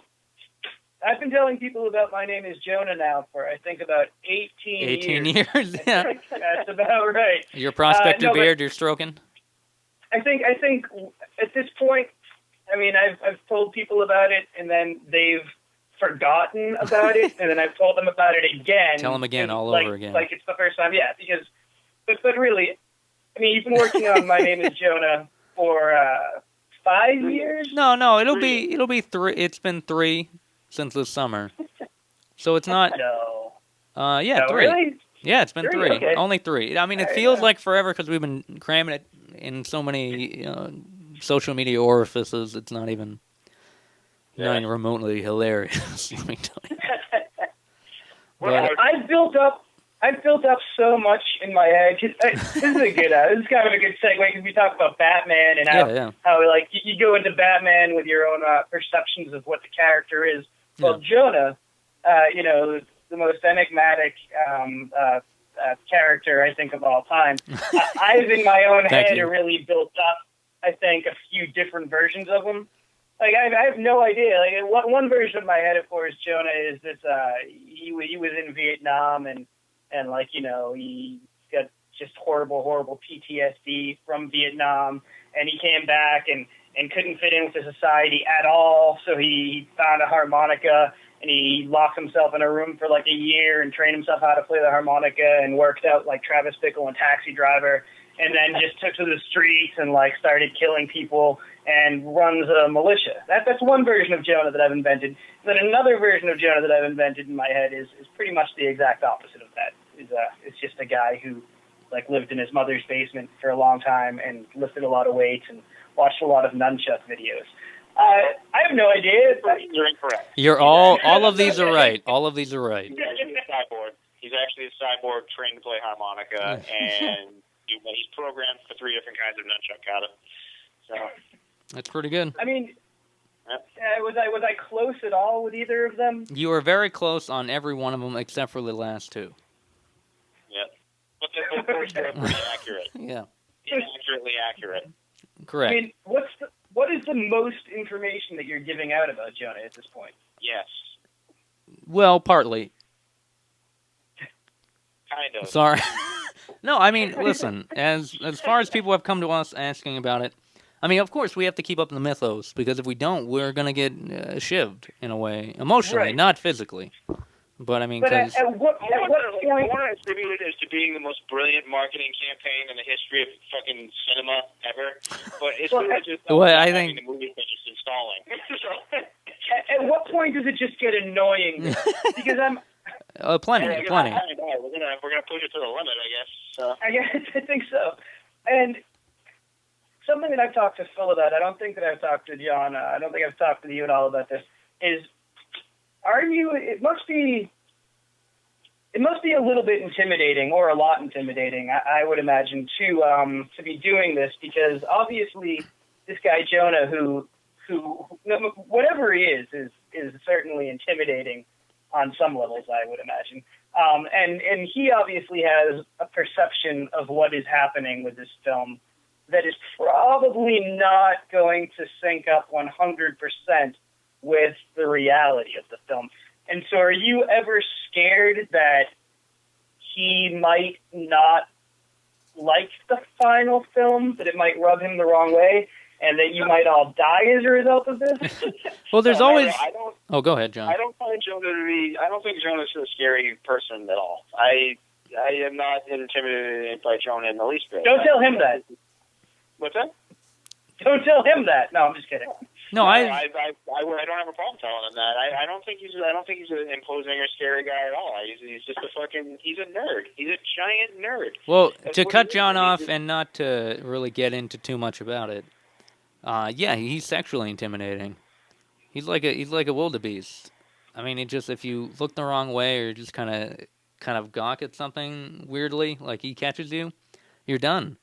That's. I mean, he's got you. Yeah, wait a minute. No, forget what I said. Phil was right. His eyes actually are laser beams, and I'm terrified. Yeah. No. We have actually talked to him about. In all seriousness, we've talked to him on numerous occasions. One of the first conversations I had with him, I said, "Listen, there are going to be numerous audiences or groups of people who are going to see this, and they're going to like it for these number of reasons."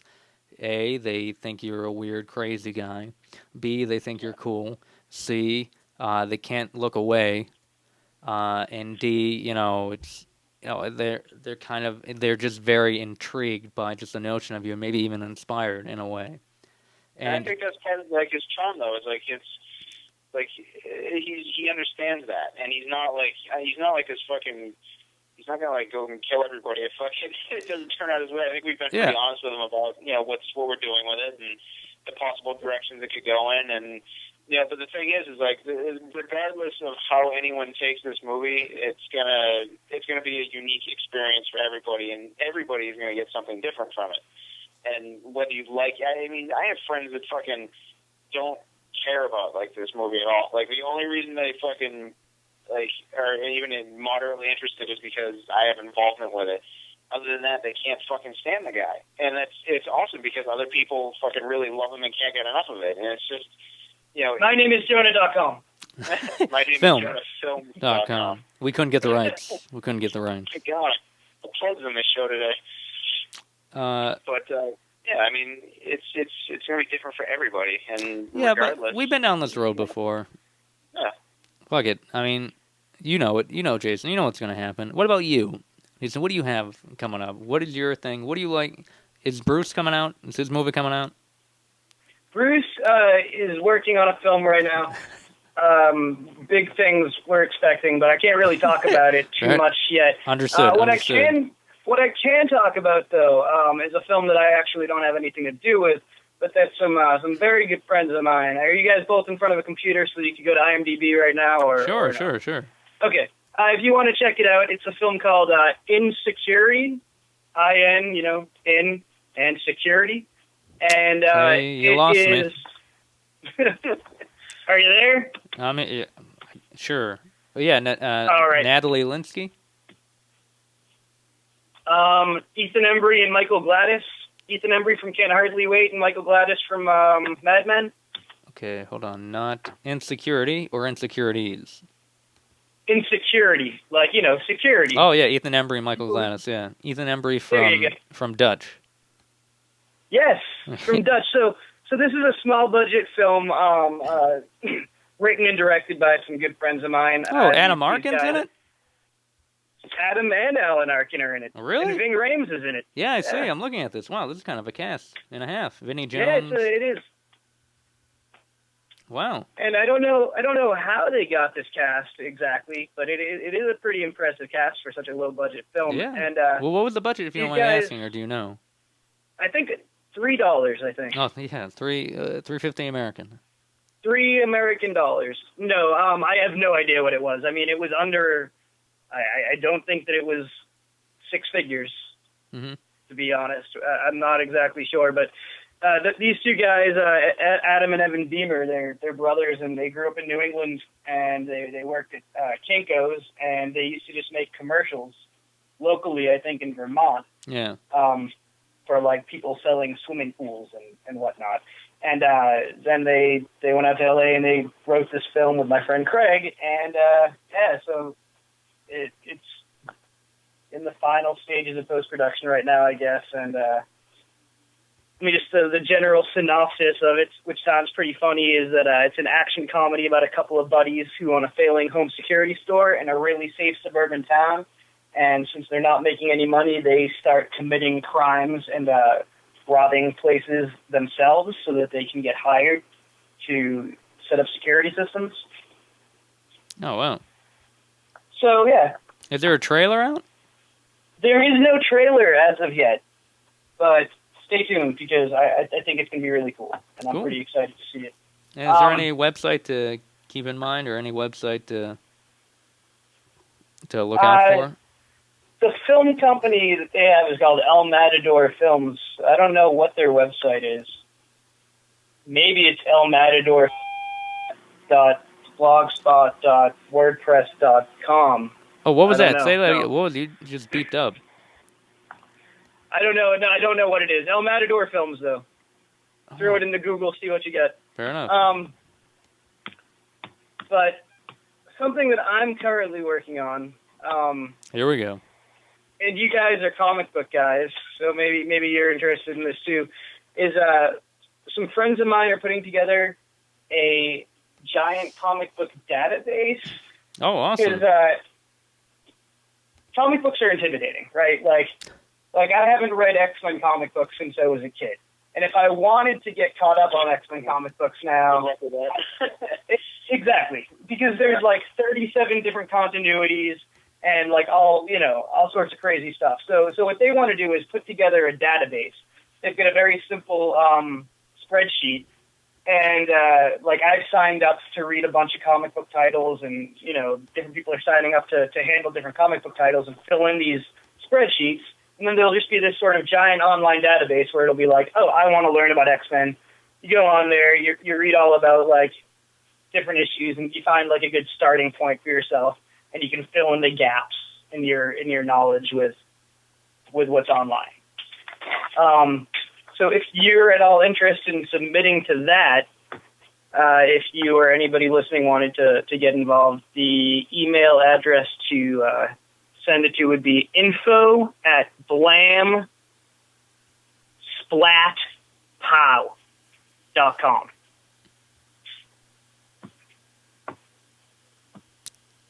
That again. You want me to say that again? Yeah, go for it.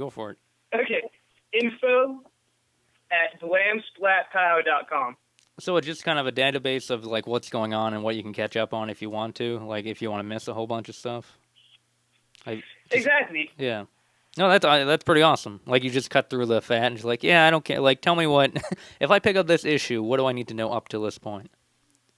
Exactly. Yeah, no, I agree. Working in, I will plug, Comically Speaking, they aren't officially what's the word I'm looking for, a advertiser and or supporter of the podcast, but I run their Facebook page, and that's how I get free comics every week. It's a great gig. And yeah, it's one of the things where I get comics and I see just the culture of comics all the time, and unless you are fucking, like, you can get like 4 titles a week and be like, oh shit, and it's not that difficult to read them, I guess. Like, you can be on the toilet, you can finish everything in like 15 minutes or under a half hour, just like if you fully like go through things like 3 or 4 times too. But it's like a lot, like just to put into your wheelhouse every week, just to sit back and read something when you're not reading, books too on the side.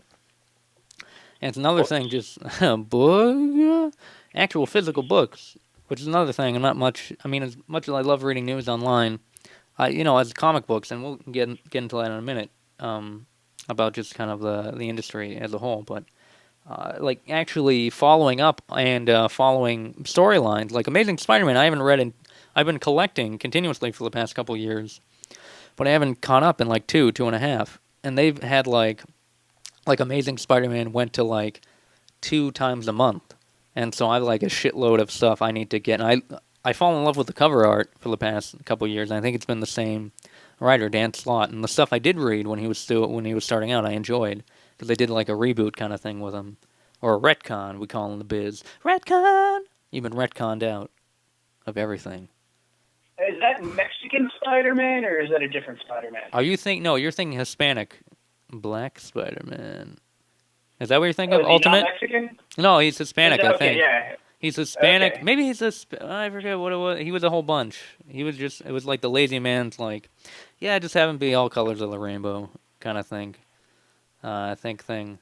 But no, that was Ultimate Spider-Man. I forget what happened. I actually read Ultimate Spider-Man up until a point, and then I stopped because I just like stopped. But yeah, amazing. But that's kind of the thing. And like the medium itself, it's tough. I don't know what your thoughts generally about print being like on its last legs, or just like comic books themselves trying to, they're up to almost like in some cases $4 a book, which I remember back in maybe 20 years ago in the 90s, and that's so messed up for me to say. 92 being like $1 or $1.25. And that was in the 60s they were like 10 cents, and then they were like 12 or 13, and it just kept going up, obviously. If you pay for the quality though too. It's like I mean, being someone who is familiar with print, advertising and all that as well, it's like you gotta pay for the quality. Like comic books nowadays, comic books are fucking stunning. Like the colors and the paper, and they're absolutely gorgeous. Like there's nothing that will ever take the place of actually having a physical copy in your hand. Like even to the the smell of the book, it's like you just can't beat that, and the price would go up because the art's better and the quality's better, and I'm more than happy to pay $4 a book to support a medium that I think is one of the last great bastions of artistic integrity that exists. Well, I wouldn't. Artistic integrity might be going too far, but I know what you mean. Just like as far as like. Yeah, you can't. Well, the art. Aren't they the same amount of money for the e-issues as well? I feel like they are. I feel like, cause I have like the Marvel app and the DC app and all that shit for my iPad, and I don't know that it's any cheaper to buy, but it looks amazing. It looks amazing on the iPad, and you've got like the guided view technology. Have you ever used this shit? No, I haven't. Yeah, actually. I have the Marvel app on my my tablet, and it's kind of cool the way it displays stuff. But it doesn't. It's way better to have the actual physical book in your hands. Like it looks way better. Like some artists would disagree with you on that. Some are one of the Marvel panels. Oh man, I forget the Daredevil artist after Kevin Smith run.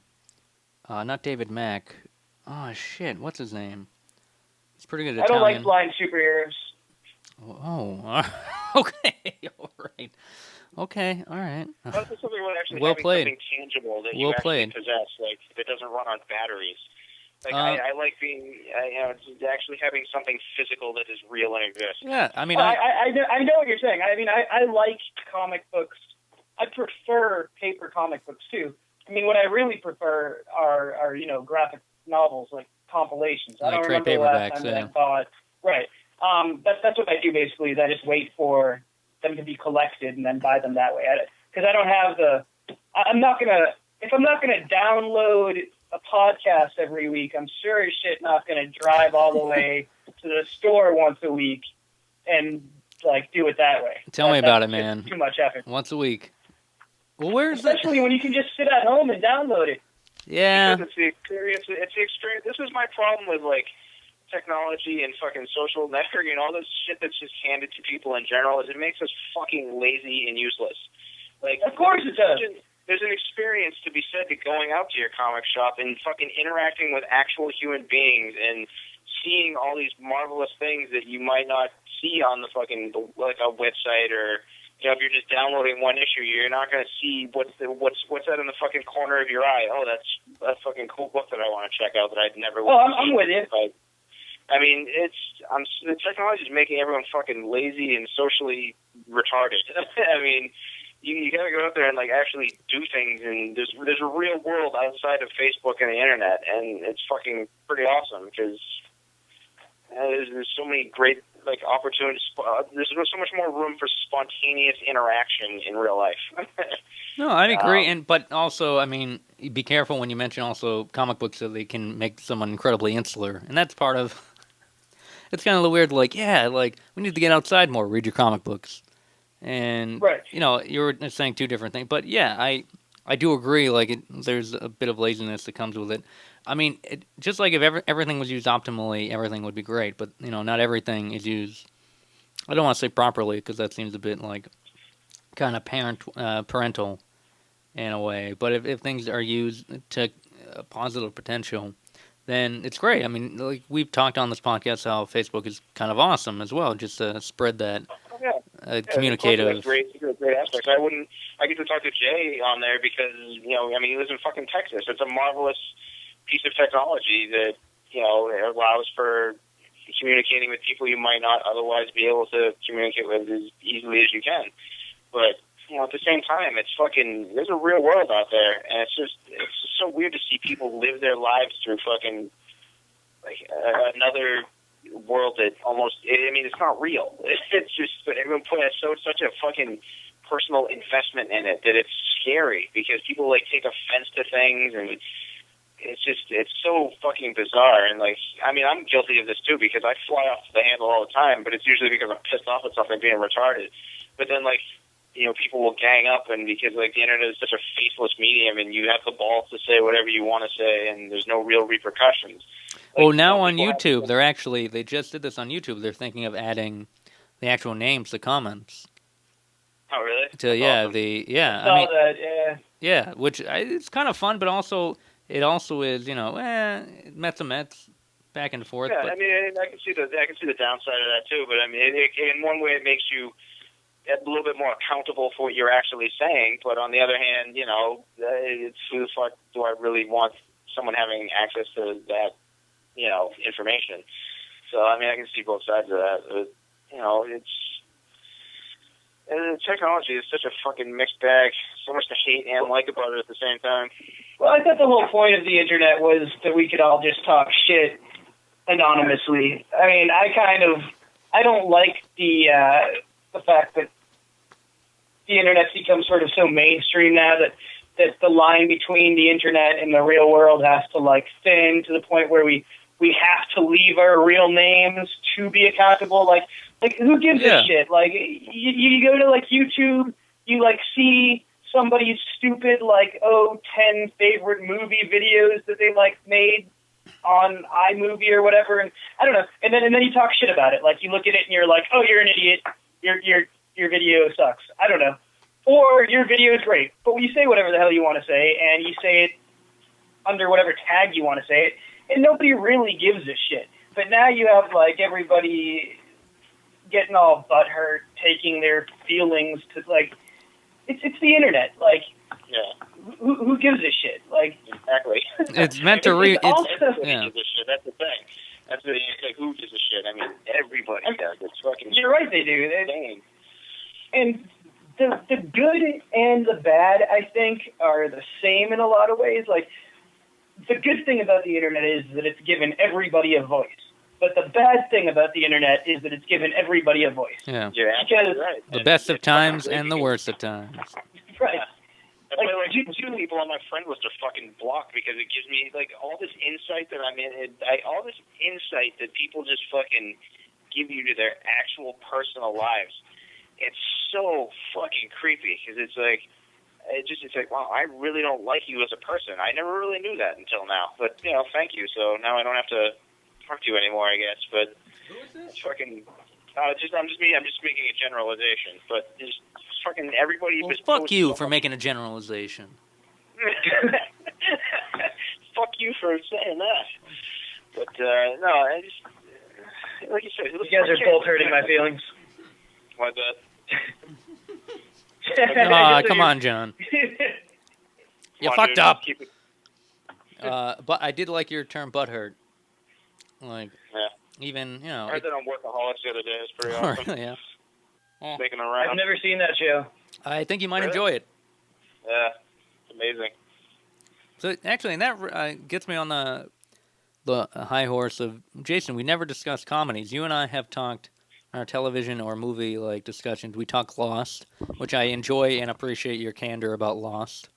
Not to say people are like, there are people who are just kind of like, well, like they feel they're going to hurt my feelings or something about Lost, but, just the basic allure that I had to Lost And I think John, you did too, and I think a couple of people I've talked to, just like there's the weird sci-fi aspect of it, which works great. I mean, in congruence with like the dramatic character development, but it's just a kind What are of you talking about now? I'm oh, sorry. Lost. I'm sorry. Just like yeah, that's okay. and well, just this is kind of the grazing to a grander theme. So Jason and I, we've talked about a couple things. We might get back to Lost in a little bit, but I want to ask actually. I was thinking about today, Jason. I haven't actually talked to you about like comedy or just like because I think you're a funny guy, and I think you know that we're okay, we're cool. Absolutely. Yeah, you guys are funny.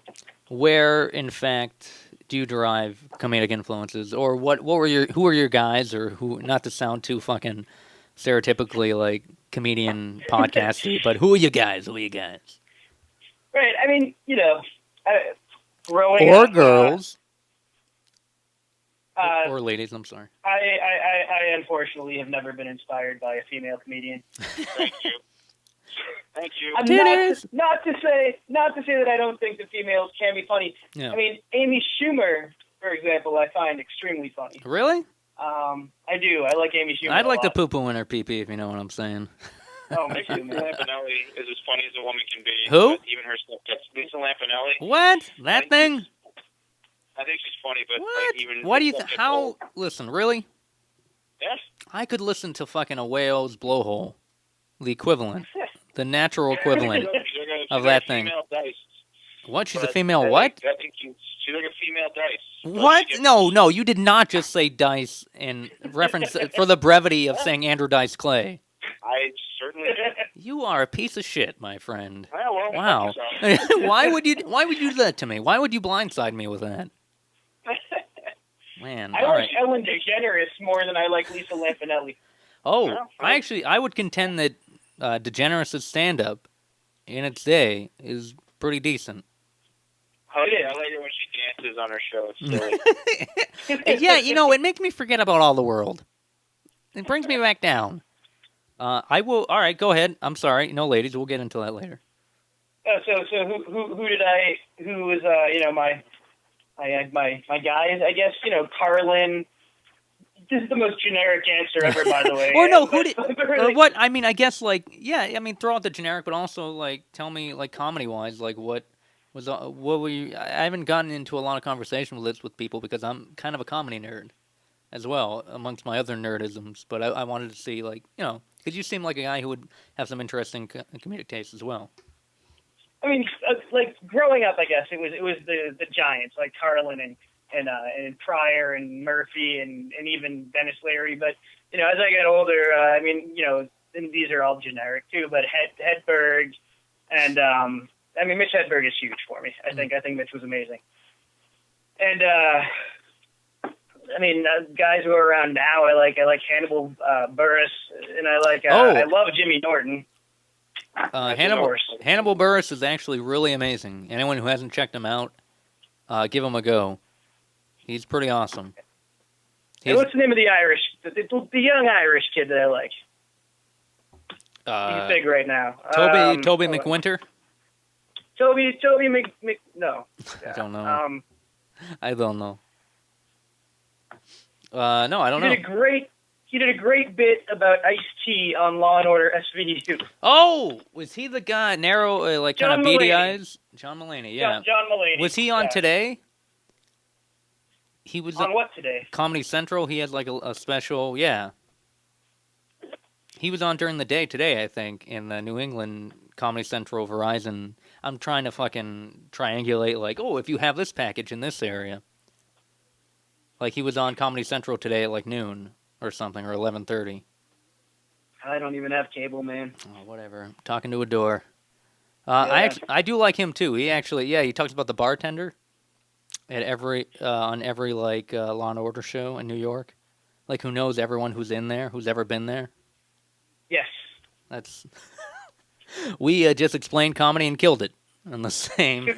This segment is particularly unfunny. Yeah, it's really bizarre. What was it? Stephen Colbert had his obvious brilliance is notwithstanding, but he was on NPR and he was talking about how he's I hate kind of being here in a way because I remember I wanted to listen to a John Cleese interview about comedy and all his stuff in the worst way because he was such a Python and Cleese fan. And he was like, it was the most fucking boring thing I ever heard. And I'm just like, that sucks. John Cleese is so funny, though. Yeah, he's amazing. Like, just like, that's the perfect example of a intelligent comedian who understands the value of slapstick.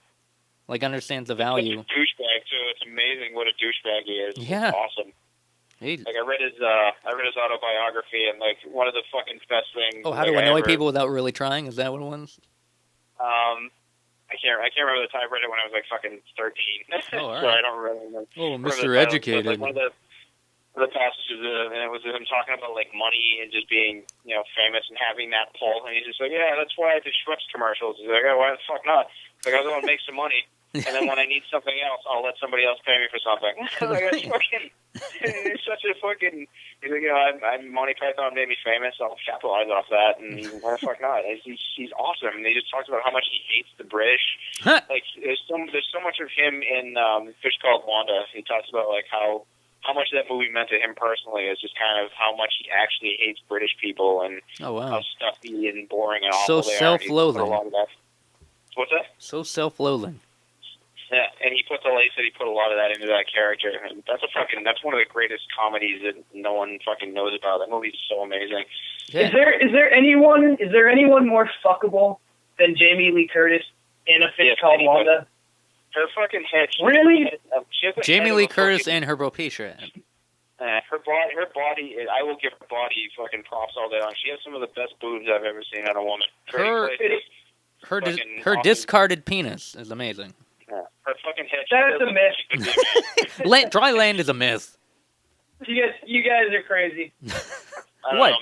She could be a dude. Yeah, no, be a dude. Trading Places is pretty awesome. You wouldn't fuck Jamie Lee Curtis in Fish Called Wanda. I would fuck her in anything. Listen, even if the male genitals were there, there's the tuck rule. There's the tuck rule. There's nothing, no shame. And even, what was it? Is it true she had a twin who committed suicide? I don't know. Is it true? I don't think anything about her is true. I'm on the internet right now. Anything you think you know about Jamie Lee Curtis is probably a lie. That's my guess. Fair enough. And she's married to, guess who? Christopher Nolan. Guest. Christopher Guest. Oh, yeah. Which is fucking ridiculous in itself. Sir Christopher Guest. Oh, hold on, I'm getting back in. Yeah? What happened? I'll be right back. You guys talk amongst yourselves. I gotta take care of... look up Jamie Lee Curtis's tits there. Well, yeah, they're ever Trading Places. They're fucking wonderful. I forget how wonderful they are. They're so just perfect. Fantastic. Okay, what are you doing? Are you looking at boobs right now, too, or what? No, I'm just talking to myself here. Good. Alright, this is me talking to myself, looking at pictures of Jamie Lee Curtis's tits online. You're in for a real treat, folks.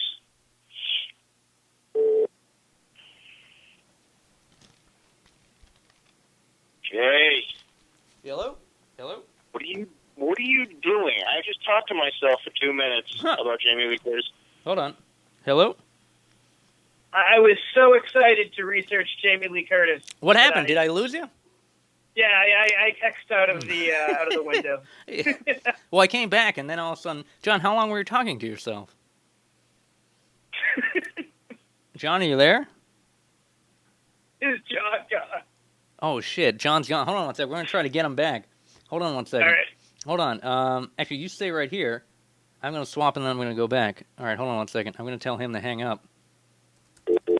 Oh, he did. All right, ready? Now we're just going to try to add another swap. Hold on one second, Jason.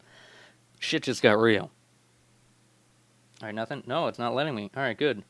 I'll try to merge a call. Now I'm going to try to make a multiple call to John. Now I got to figure out what it is. Hey, you there?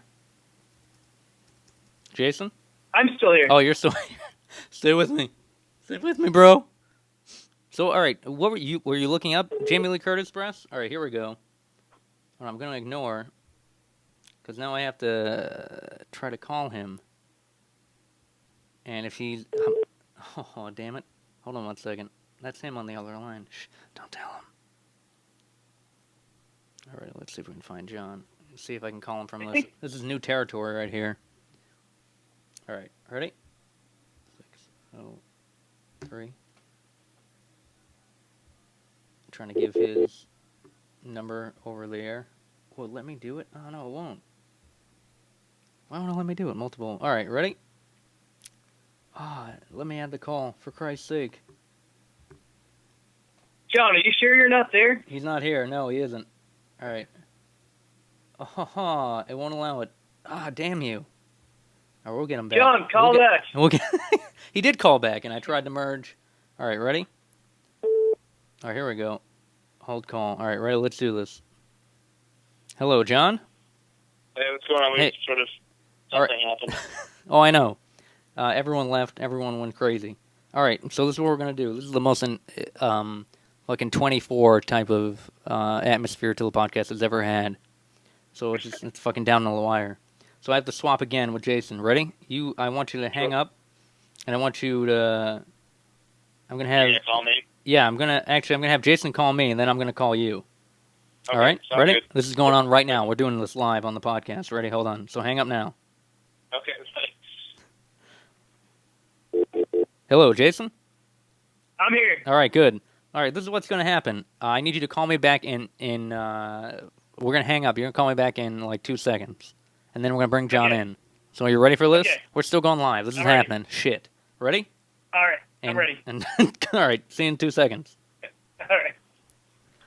All right, so it's just me here. I don't know what the fuck I'm gonna do. I don't know what I'm gonna do. I have to wait for Jason. He's gonna give me a call, and then John's gonna come in. And it's gonna be all sorts of fucking. All right, just stay with me, man. Oh, fuck. All right, here we go. Answer the phone. Hello? Jason here. Oh, shit. All right, great. All right, ready? We're going for John. Ready? Hold on. Going for John. All right, let's see what we can do now. Oh, shit. Oh,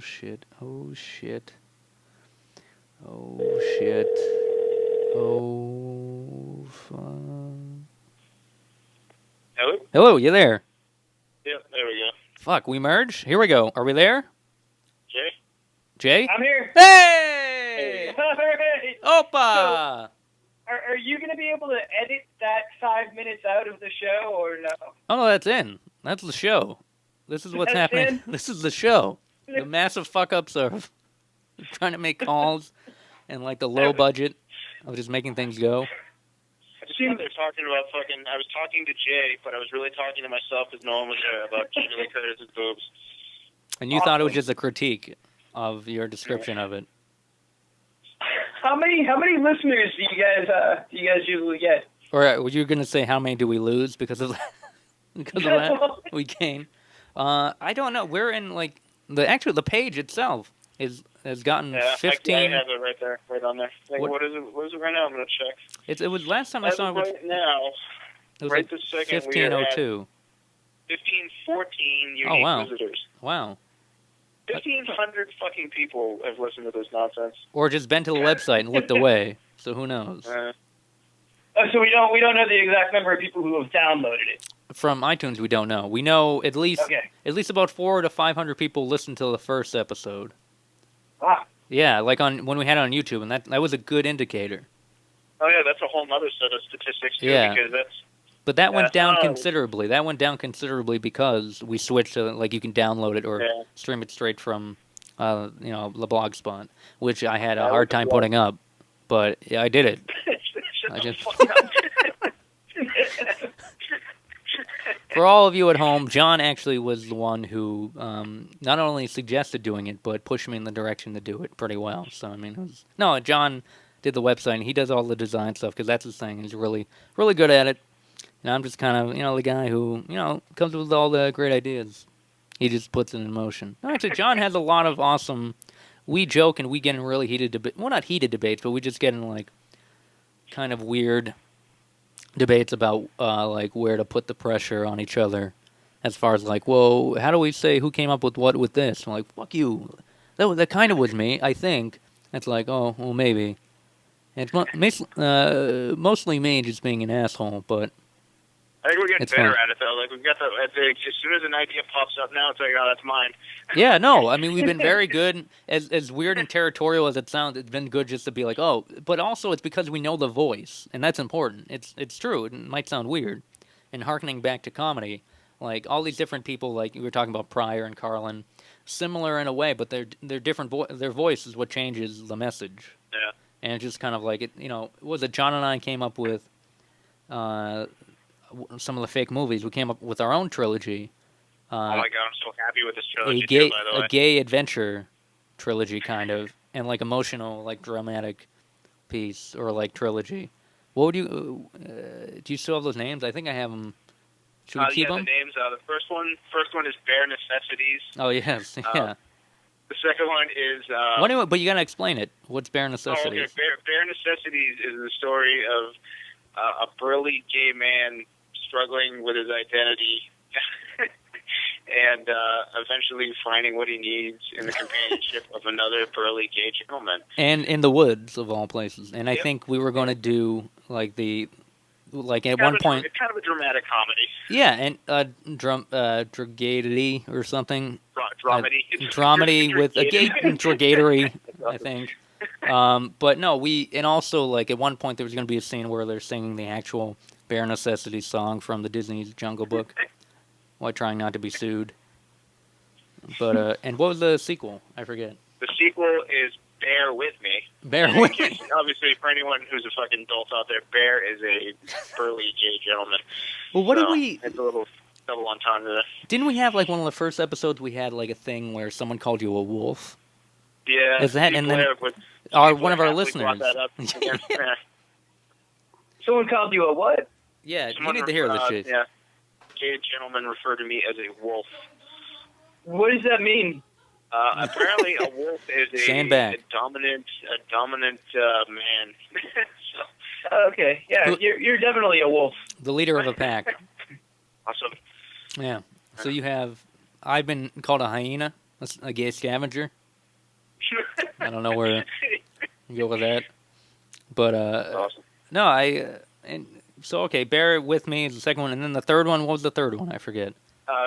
Which is apropos, actually. Apropos. Yeah, the third one is Bear in Mind. Bear in Mind. And where it's about dementia or some sort of debilitating mental illness as they progress into their golden years. Yeah, and they have to deal with each other and how to handle each other's passing.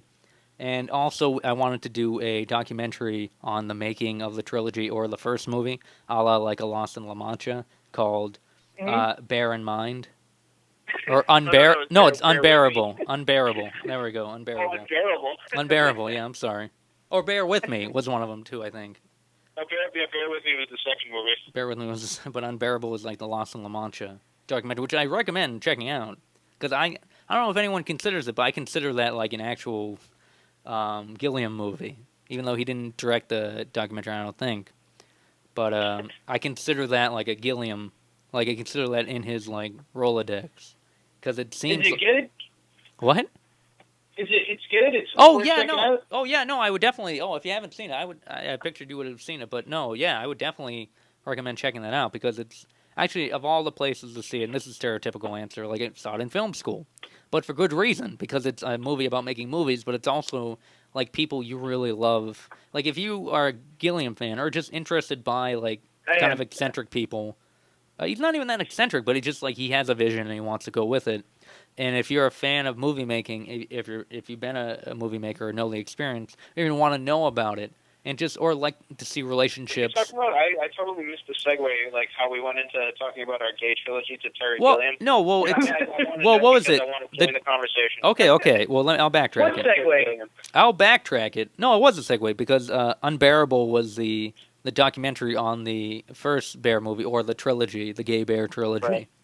And Lost. It would be more like a Lost in La Mancha, which is a documentary about a film Terry Gilliam wanted to make, Don Quixote. And he never got to make it, and I think he's still trying to do it, but the production was infamously hit with a bunch of snags and shitty weather and just a whole bunch of bullshit, and it was it's really good. It's a really good documentary. He's good in it, and like Johnny Depp is in it because he was supposed to be in the movie, and a whole bunch of like the crew, and just shit goes down, and it's really awesome because you're like, if you feel bad, if you feel like you've been on a film and nothing has gone right, just look at this, and you'll be like, oh, all right, well at least his career is just like a total just mesh of just good and bad shit that's happened. He's such a like real director. Like it's REEL.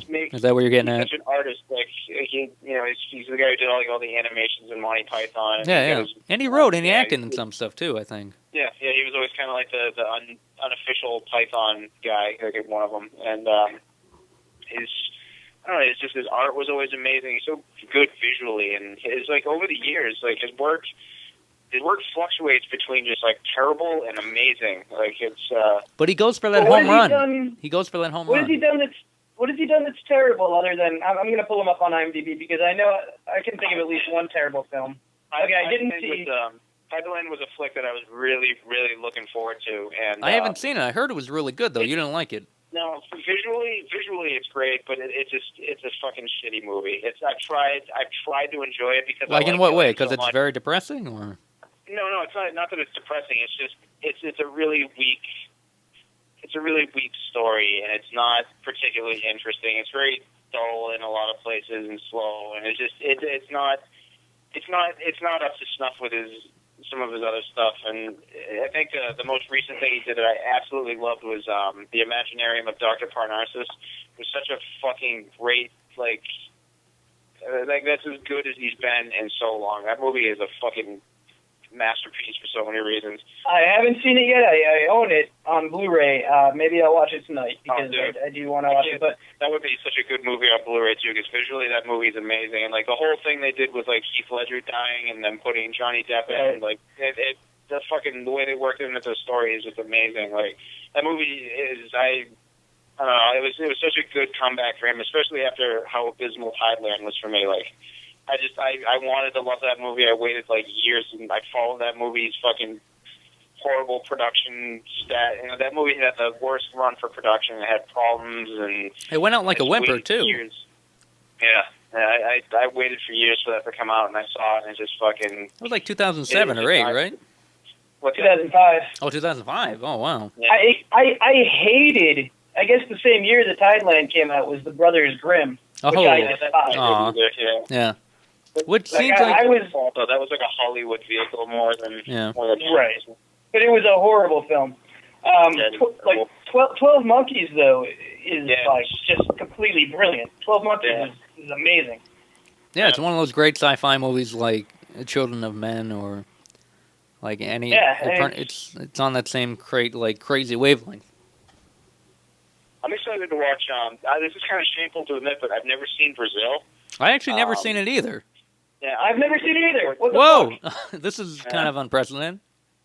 Should we all watch Brazil and talk about it in a couple weeks? Yeah, why not? Let's make a list. I feel like that's one of his like bigger, more well-known movies, and I feel like it's kind of shameful that I haven't seen that. But, yeah, that was like Time Bandits. Who the fuck doesn't like Time Bandits? Oh, I love Time Bandits, and I love The Fisher King, and I've actually never seen The Adventures of Baron Munchausen either. Oh, that's so good. That movie's amazing. You can easily hate it, but it is pretty amazing.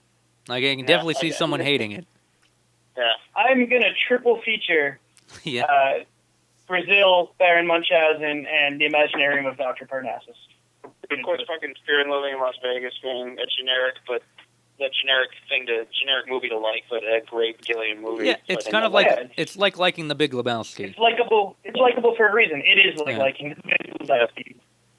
But those movies are both popular for a reason, though. No, it's true, and I remember getting John mention character Adam Lovett, or he's a real person, but we treat him like a character, and he's a great. He's one of our other friends and characters on, I think, episode, I forget, 5 or 6 when we were in Comically Speaking, but it was about the Meat Brigade, or I forget what the name of the episode was, but he is the Pizza King or Pizza Prince. I'm sorry, not to offend the the pizza royalty, but he's a roommate of Adam's. And Adam himself talked about The Big Lebowski as like if you had to pick one Coen film to watch over on an island. I mean, if you don't say The Big Lebowski, there's something kind of wrong with you. And I'm like, well, I actually disagree a little bit because one of my favorite films of all time, let alone Coen Brothers film, is one that John really doesn't care about, but and a lot of people just don't really give a shit about. Is for me A Serious Man. Like I can't like that for it's me. Good. Yeah, it's very. It's I need to see it again. Like I don't dispute the fact that I know you like it a lot, but I don't dispute the fact that it was a great movie. I really enjoyed it, but it almost kind of had the same effect on me that Burn After Reading did. Whereas I watched it once and I was like, okay, I really like that, but I don't know. I don't know if it's one of my favorites. What film are you talking about right now? Oh, A Serious Man. It was like I like that movie a lot, actually. It's probably one of my favorite Coen Brothers films, if not one of my favorite. Like people ask me, like, "Oh, what comedies do you like?" I'm like, I don't really give a shit about. Like, I fancy myself a comedy nerd, but like, there's a lot of stuff I don't give a shit about. Like, oh, you should see this. You should see like Forgetting Sarah Marshall. I'm like, yeah, I don't care. Like, I really like. No, but it's just kind of like, and I know John, you kind of like it, and there's stuff there that is funny, and I'm sure like Jason Segel, I'm not as big of a fan, and. But also, like, there's just some things I'm bored about it. Like, you talk about, like, there's no female comedians or comedians who you don't think move you or just are funny. On that same kind of level, I, too, like, some comedies that I see are just like, wow, I don't give a shit. It's not interesting. Like, it's not a good movie to watch. Like, and it's not funny. So, but A Serious Man is like it's a brilliant piece of art to me. Like it's like comedically. My comedy range goes from highbrow to just the bottom of the barrel. So. No, I mean it's not even. It's twisting my words. It's not even. It's a linguistic nightmare because it's not necessarily.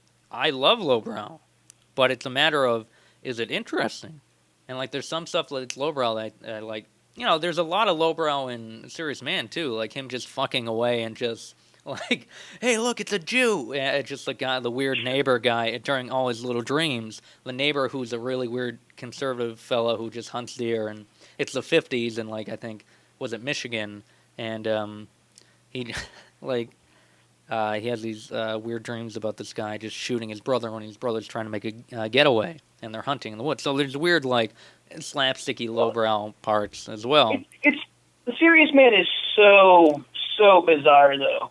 Yeah. I mean, the first time I saw it, I liked it, but I didn't really understand it at all.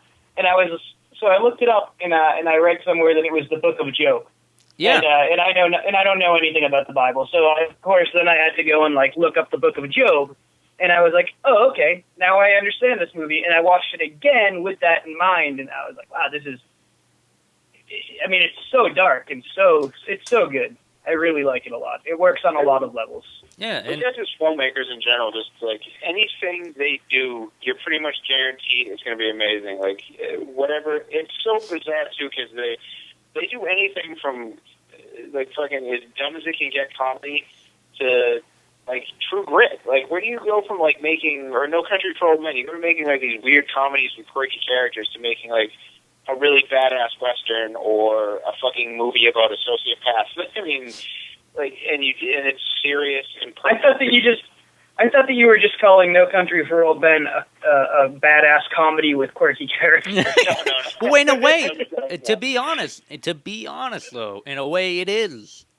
Like, well, and I mean, kind of. Yeah, I can see it. Oh no, I mean, you can make the argument that all these people are just kind of like that, almost.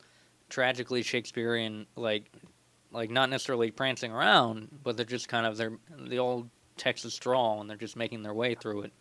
And there's that is one of the darkest movies I think I've ever seen in my life. Is that there's No Country for Old Men. That movie is just so grounded in realism and how just fucking what a sociopath. Except for the helicopter scene, it was kind of weird. The dueling helicopter scene. I don't know. I'll make it. Go ahead. No, that's all I got. That was a complete thought. And dead. No, yeah, it's pretty awesome. Like he just has the cattle prod or the cattle. Was it just like the kind of the hole punching thing that kills cattle?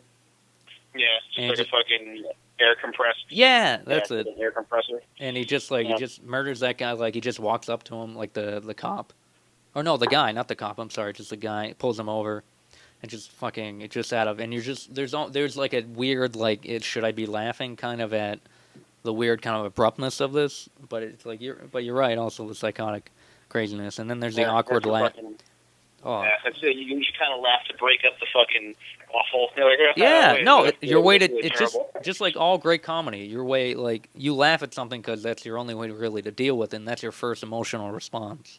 Like that's your first way of kind of dealing with it, and then you move on from there. It's like Louis C.K. would say, it starts the conversation, which is kind of arguments I've made. Just like if there's only one way you can talk about it, then you have to kind of start there and then explore it and move on, and just kind of not move up, but move through it and move with it and try to advance like your thoughts on it, I guess. But yeah, any Coen Brothers movie, I would recommend if you haven't seen the Hudsucker Proxy too, because that's kind of a one that gets kind of tucked away. I've seen like 15 minutes of that. I need to see. I need to watch the whole thing. I liked what I saw. I just had never had a chance to sit down for the whole thing. Yeah, it's great, and that's the one he wrote with Sam Raimi. Or that's cool. Really? Yeah, because they all lived in a house, like in like the late '80s, like Francis McDormand, like in the Coen Brothers and Sam Raimi, I believe. That's a pretty awesome movie. Yeah. Oh, Brother, Where Art Thou? So good. Oh, I still haven't seen that one. That is my absolute favorite movie there's ever. I've heard a lot of good things. Yeah, because it's the Odyssey. It's Odysseus, right?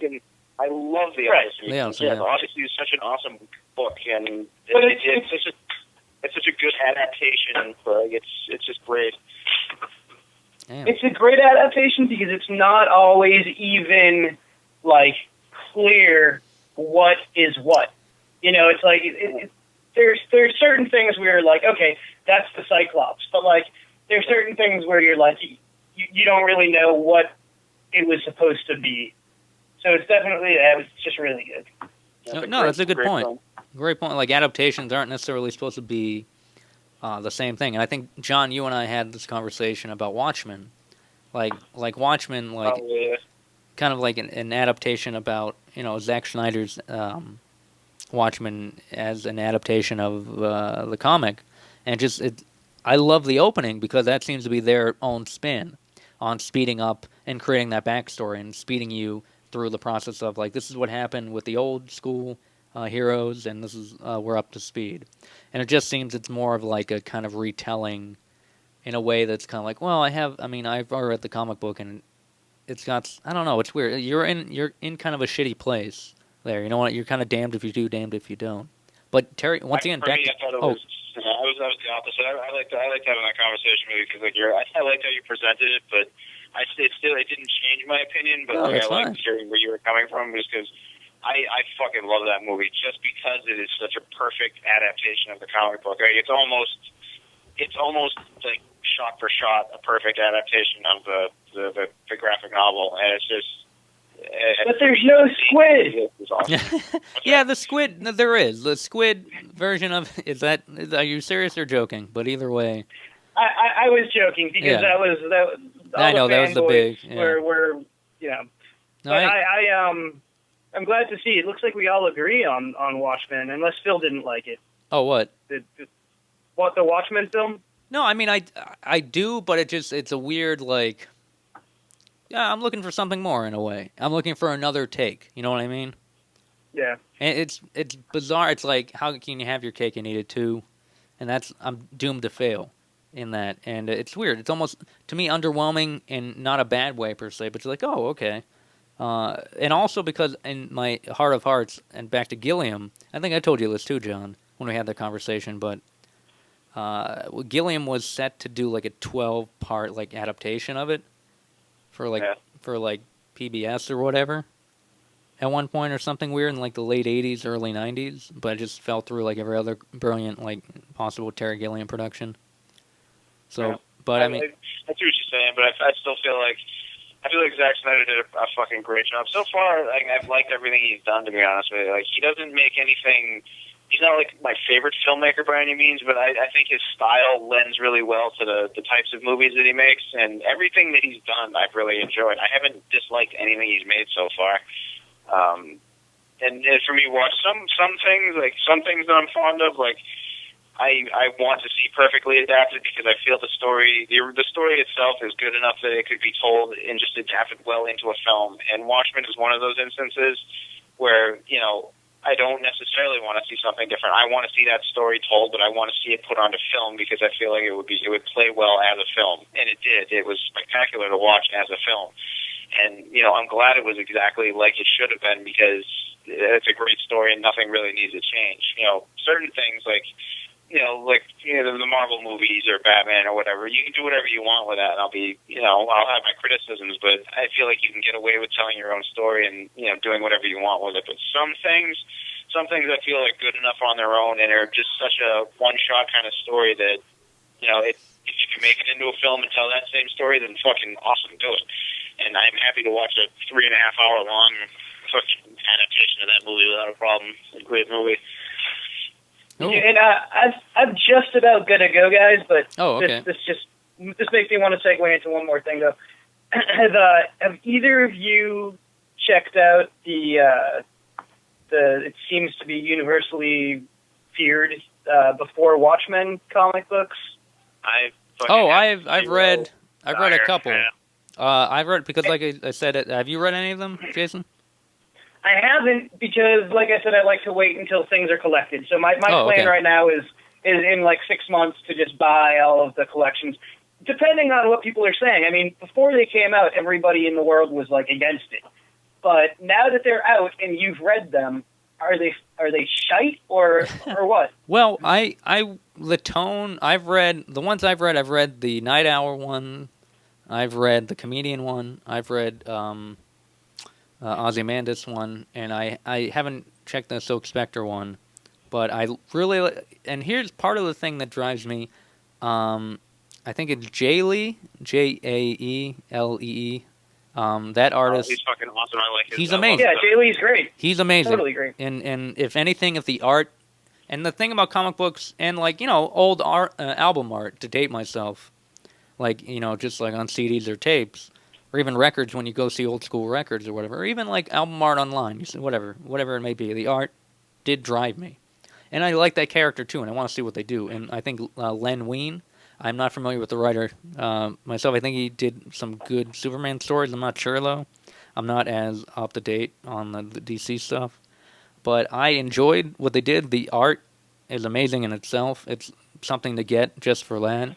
And the story didn't seem as crushingly off base or off tone as the other ones kind of have. The Comedian was kind of like, he's like buddy with JFK in it, and I'm like, well, and this is actually what I really like when I talk about adaptation. This is actually one of the things I think I talked to you, John, about that I did love about Watchmen. Like, everyone loves the beginning, but I love when they kind of insert the Comedian in like places like assassinating JFK, because to me that's like, oh yeah, that's him. Like, he doesn't give a shit. Like, he's this guy who's just doing it for the money, or just doing it for the fun of it. And that's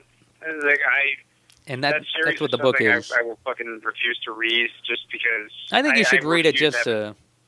I don't even want to read it just to fucking criticize it or, you know, try to see if it's good, because Alan Moore isn't involved. You know, he has nothing to do with the creation. He has nothing to do with the writing of this book of characters that he created. So to take a spin-off of a one-shot and have it written by other people who have no fucking idea what's going on in the side of that guy's head is a complete and fucking utter failure on any level as far as I see it. I don't know. Alan Moore doesn't always spit out gold. Oh, no, I will agree with you there, but at the same time, Watchmen is. It's a fucking great book. And to take and make a fucking spin-off that is completely unnecessary just to try to capitalize on a fucking, you know, dude, a story that came out like 30 years ago. Yeah, you know? that's the business, and that's what they need. They need that jump start, too. They really need it. I mean, it's what failing.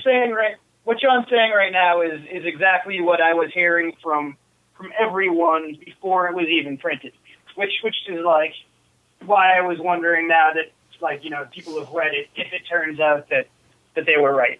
Because, I mean, I understand that. I also, though, I don't have Like, I don't have any sort of great loyalty to Alan Moore. I mean, he's definitely not always good. He made Watchmen, which was great, but just because he wants nothing to do with it, I don't think that means that there aren't other people who understand the material. I mean, these are all comic book writers and things who theoretically grew up with this, and maybe you've been thinking about it for 30 years. So whether or not it was anything that Alan Moore wanted to do with these characters or not, I mean, comic book characters have never really been anybody's property. Well, like, I think it's a story that he created as a one-shot story. It was told in however many issues. It came from his head. Like, these are characters that he created. This is a fictional world and a story, and he made this beautiful.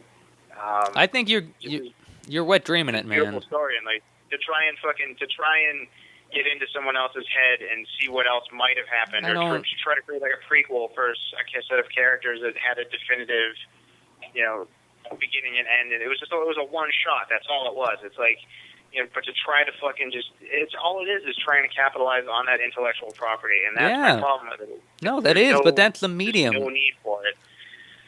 But I'm not saying there is a need, but I mean maybe there is. Maybe it needs, because I don't know what to tell you, man. But that medium is dying. Like, it's dying. Yeah. It's dying a nutty death, and this is one of the ways they want to just try to squeeze as much as they can from it. And I agree with you on many levels. That it's just kind of like, well, I mean, that's at the heart of it. I don't like it, and you don't have to get it. Don't get it. But I mean, that's my reason for not getting it. I mean, it's just. I would recommend. I won't get it. I'm okay with it. I'm going to give you the books.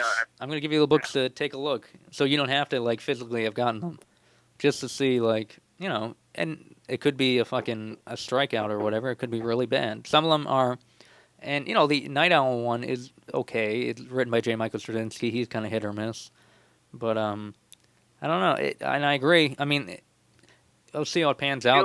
I feel like my support of. I'm reading the the Avengers vs. X-Men right now, and I feel like reading that is almost like a complete waste of time because. Oh, yeah.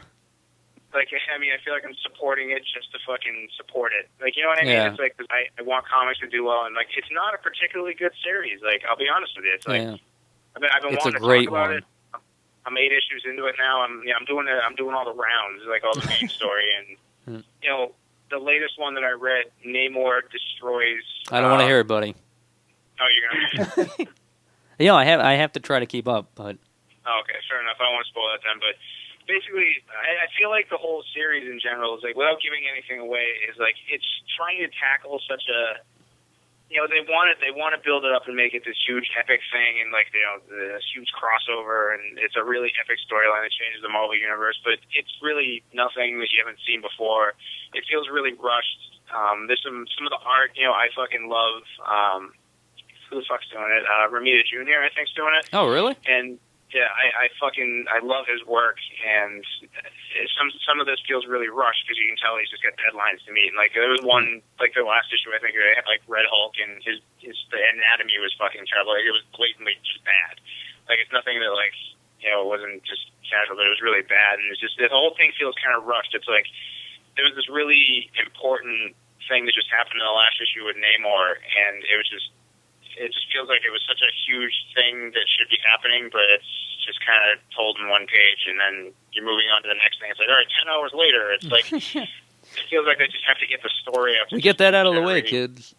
Yeah, it's I don't know, and like the whole Phoenix thing, it's like, all right, we've seen the Phoenix thing before, and like there's aspects of it that are really cool. I mean, there's parts of it that are really great. The whole, Scott Summers is awesome in it because he's such a douchebag, and Wolverine's great in it. Captain America's great, and there's a lot of really great parts to it. But it's just it feels really weird and rushed and kind of generic, and like they're trying to just make it a big blow up that you have to be interested in. And well, all right.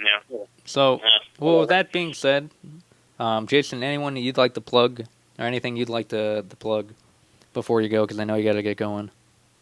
No, I plugged everything that I needed to plug. Just taking it all in. One quick question about the Avengers vs. X-Men 2, though. Yeah. Is this going to... Did I read correctly that this was going to result in a combination of the two teams? Is that right? I believe that's what they're going for. Okay. That's interesting. I haven't really read anything on that. But yeah, that was I can see how that works because the big announcements. People are kind of defecting as the story goes on anyway. So. Or like mixing of like Avengers. Maybe there'll still be two teams, but it will be like the Uncanny Avengers. I think is one of the things or one of the taglines. So it's stuff like that. Yeah. No. Great series. Before I go, I would like to suggest that we all seriously watch Brazil, and then whether it's on podcast or another venue, we talk about it. Cool. I'm like 20 years late to watching that movie, for sure. Right. That'll be like cutting edge podcasting, though, if we all just sit and watch. We do an emergency broadcast of a review session for a movie that came out 20 years ago. All right, guys, I know you've been waiting. Let's do it. And then we get shit for spoiling it for people. Yeah. Oh, man. Michael Palin still hasn't seen it. I realize I have to finish watching Two-Headed Shark after we're done with this podcast. Oh, my God. You live that shit, man. I still have two movies I got from Redbox the other night that I haven't watched either one of yet. They are Lockdown or Lockout. What's it called? Lockout, is it? Lockout. And then that movie with Navy SEALs, which I'm not even sure why I rented it. Navy SEAls? That yet. Navy SEAls? It was, you're at the Redbox and you're like, I want a second movie, but they don't have anything good, so you're like, I guess I'll just get, like, this one. Yeah, Lockout's whatever. I mean, you'll watch it and you'll have fun. That's fucking all it is. Guy Pearce fucking rules anyway. I do not like Guy Pearce. All right, wait. There's nothing more to it? What's that? I want a lot. I need a lot. Whatever. But, all right, guys. Well, I'm going to bail. Jason, thank you very much. Awesome Town reviews and all sorts of other... I actually got... shit. The new comic book. I guess I could do another real quick plug. So yeah, awesomeTownReviews.blogspot.com. I also guest post on Did We Do Something to Deserve This.com. I write about bad things that happened to me, like the time that I got really high and met a young lady's parents, and then another time that I almost got beat up by bouncers at a strip club for picking a fight with a DJ. So yeah, if you want to read that stuff, check it out. All right, yeah. I'll talk to you guys soon, okay? Thanks Jason, a lot. take it easy. All right, man. Later. All right, well, I think that went successfully enough where we had, we're all in 3 separate locations. And, yeah, it seemed to work. What do you think, man? What do you think? Well, for fucking being as spontaneous as this was, yeah. We'll see if it even recorded, so I'm curious to see if that even worked. Yeah, I think it did. I don't know. That's the fucking attitude of the show in general. Whatever, I think so. I hope it's done. Yeah, we had a harrowing couple minutes where, we had to reconnect, and it was incredibly boring yet fascinating for the people at home. But no, John, anything you'd like to end with? Final thoughts and or plugs? Let's go ahead and plug usual stuff here. Brian Collins, Horror Movie a Day. Yep. I think he's coming up on the end of his he's almost... Is it in October? Is it in October? He's... I think so, yeah. Because what was he going for? How many? 1,500 reviews? What was it? Yeah, I believe so. Yeah. Wow. I think it's 1,500. Yeah, it's fucking a lot of movies. Yeah, and he's made quite a... He's met a cadre of filmmakers, and I think he is buddies with the creator of Hatchet and all that stuff, and he's made a name for himself. I've never been to California, and I want to go out there and just go to one of his screenings that he hosts, because he always... We should, yeah. He's really... Yeah, he plays these awesome movies, and just get a bunch of people out there to watch them. Yeah, so at the New Beverly. Let me know. We'll make a day of it to LA and back. Give shout out to Jeff at Shogun Tattoo. I'm sorry. Yep. Plug Asylum Studios. My business is making photos not for you. Asshole. Yep. Wow. And I would also like to plug the article that we will have in the Nashville Telegraph this Thursday. I think they have a website too. I think. Yep, you can get on the National Telegraph on their website. We're going to have a giant spread for the My Name Is Jonah film coming out that Phil and I did the interview for that's earlier this week. Yeah, I think it's the 26th of July, Thursday. 26th. So this is Tuesday night we're doing this, so we'll probably go out in a day or so. So hopefully by that time you'll be able to see it. I'll snag up a bunch of physical copies of the paper up here too, and make sure everyone on the crew gets one. Please do. I would appreciate it. ¿Cómo? Yeah. What? ¿Cómo? ¿Cómo? Hello? Hola. Hello? Hola. I hope this is recording right now. Oh my God. Yeah, hello? Me llamo Jose. What? Sí. Sí. Hey, it's me, guys. I'm still here. What? I thought you... Oh my God. I thought it was my Mexican neighbor again. Okay. All right. All right, I'm punching up for real. Take it easy. What were you doing during that time? Totally just fucking zinged us. You really did. I'm like, fragments of Spanish. I thought our phone was being hacked by fucking Spaniards. Yeah, it could have been. Watch yourself, buddy. You just got conquistadored. Nice. Yeah, that's all I got, I think. But what do you got? I don't know. Comically Speaking, once again, great comic book shop in Reading, Massachusetts, off Route 28, Main Street. Comically Speaking, you can check them out online as well, and on Facebook. I run their Facebook page, so it's kind of amusing and full of weird, crazy stuff. And I will give a shout out to Christian Bale for going to Aurora, Colorado, to visit the grieving families and to the victims of the monstrosities. I guess there's nothing short of calling it by a madman. By a crazy guy. I actually, not to make light of that situation, but I was like, what if it was actually fucking... I did weirdly think, yeah. What if it was Thomas Jane just pissed off that a DC movie was coming out that was probably going to be better than his shitty version of The Punisher, and he just had to fucking punish the wicked that were there? There's no real gray area there, because it's just like his Punisher movie was very shitty, so it's pretty easy. Not something totally out of the realm of possibility. But actually, Punisher Warzone, which is awesome. Punisher Warzone, which is amazing. Yeah, if you haven't seen that, it's a totally different movie. It should belong in the Marvel canon of great, like, new Marvel Renaissance movies. The Renaissance of fun Marvel movies, I should say. It should be in that canon, and I hope it will be recognized at one point. But also, actually, Thomas Jane didn't have a bad short Punisher film he just came out with right around the San Diego Comic-Con, which I wasn't able to go to this year. I've gone to it a couple times. Every time it comes around in July, Comic-Con, I get my nerd itch. You know what I mean? Do you know what I mean, John? The nerd itch? I hear you. And one time... We're going to have to get down on that. We'll get down on that. But hopefully we'll be at... I believe we'll be at the New York Comic-Con in October, and we'll be talking about that more. But, yeah, also, Comically Speaking, once again, I'll plug that, and Christian Bale, a really stand-up fucking thing. It seemed like a no-brainer, but he actually went and did it, and I guess he did it without any other of the cast members. Nothing against the other cast members, but he wasn't necessarily there as a liaison for Warner Brothers. He was just there by himself. And also Vache Arabian and his team at LonelyReviewer.com. We'll have him on at one point. The crazy Armo, I love him. Him, Razmig.net. His brother Razmig, who actually I've worked with a couple of times and has some funny videos and crazy stuff. He wants to be on too. He's in LA. He's doing stuff. Oh, Razmig? We should have him on at one point. Oh, nice. Yeah, dude, I like him. I have a few back and forth with him every now and then. He's a funny guy. Yeah, he's a funny guy, nice guy. He's a little ethnic, so. Well, but you two are Armos, so it's fine. You got the Armenian connection. Yeah, there you go. Genocidal Brothers. And Same Night Movie Review with Matt and Steve. I think Steve, my old roommate who did Same Night Movie Review, I think he's still on like the old beaten trail, like on the mountain range in California. He a couple years back he did the Appalachian Trail, and now he's doing like the mountain trail around California. I forget the mountain range. I apologize. But yeah, Same Night Movie Review. You can check them out. Same Night Movie Review on Facebook or SameNightMovieReview.com.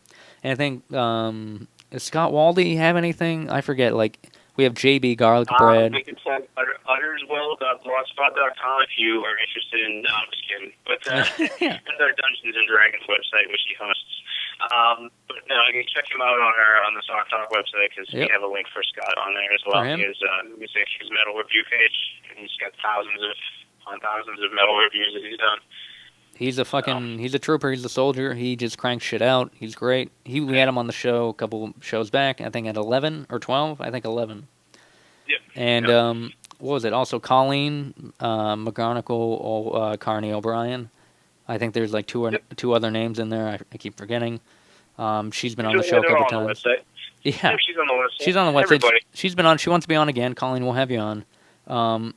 And also Sean Harder. That's Hartter. Great artist. Does a lot of stuff. Dan Wilder. Does a lot of great stuff. A lot of Jonah fan art, but also 13 Doors, I believe. Please don't hate me, Dan, if I mucked it up. I'm not cussing no more. But Pat Kelly, also a great artist. I'm trying to think of other people. I also want to plug something real quick. This is the fucking longest plug session ever. It really is. It's like fucking 10 minutes. I'm sorry. I know. One more thing I want to plug is see fucking Mel Gibson's new movie, Get the Gringo, because it's fucking awesome. As much as he may be a piece of shit in real life, with his personal opinions on the Jewish community, whatever. They deserve it. He doesn't change the They've had it too good for too long. Filmmaker, and it's a fucking great movie. Get the Gringo. You need to see it. And I think that's all I got. Yeah, but there's Adam Levitt's, what was it, Joe, shit. Do you know his review site? He's going to kill me. I don't. I know, I'm familiar with it, but I don't know the name of it off the top of my head. Check up Adam Levitt, Joe somebody, but I think that's a fucking Bill Pullman movie. I don't know, and I apologize. But it's, we need to have him on the show, too. We'll have him on at one point. He's a lovable Aussie. But yeah, all right, thank you for listening in, and John, I think this was pretty good. I think it was a good experiment. We failed at a couple things. And once again, I say go see Dark Knight, fill in the blanks for yourself. And you need to see it. It's definitely worth seeing. Yeah, it's definitely worth going and taking a peek. Go see The Avengers again. I'm going to do it just to spite Dark Knight-ism. But all right, man, take it easy, John. I'm coming after you. Easy. Yeah, I'm going to... Fuck you. I'm going after you. I'm coming after you and your family. All right, I'm going to finish watching Two-Headed Shark. Coming after your family, buddy. I'm gonna murder you. I'm gonna murder you in your sleep.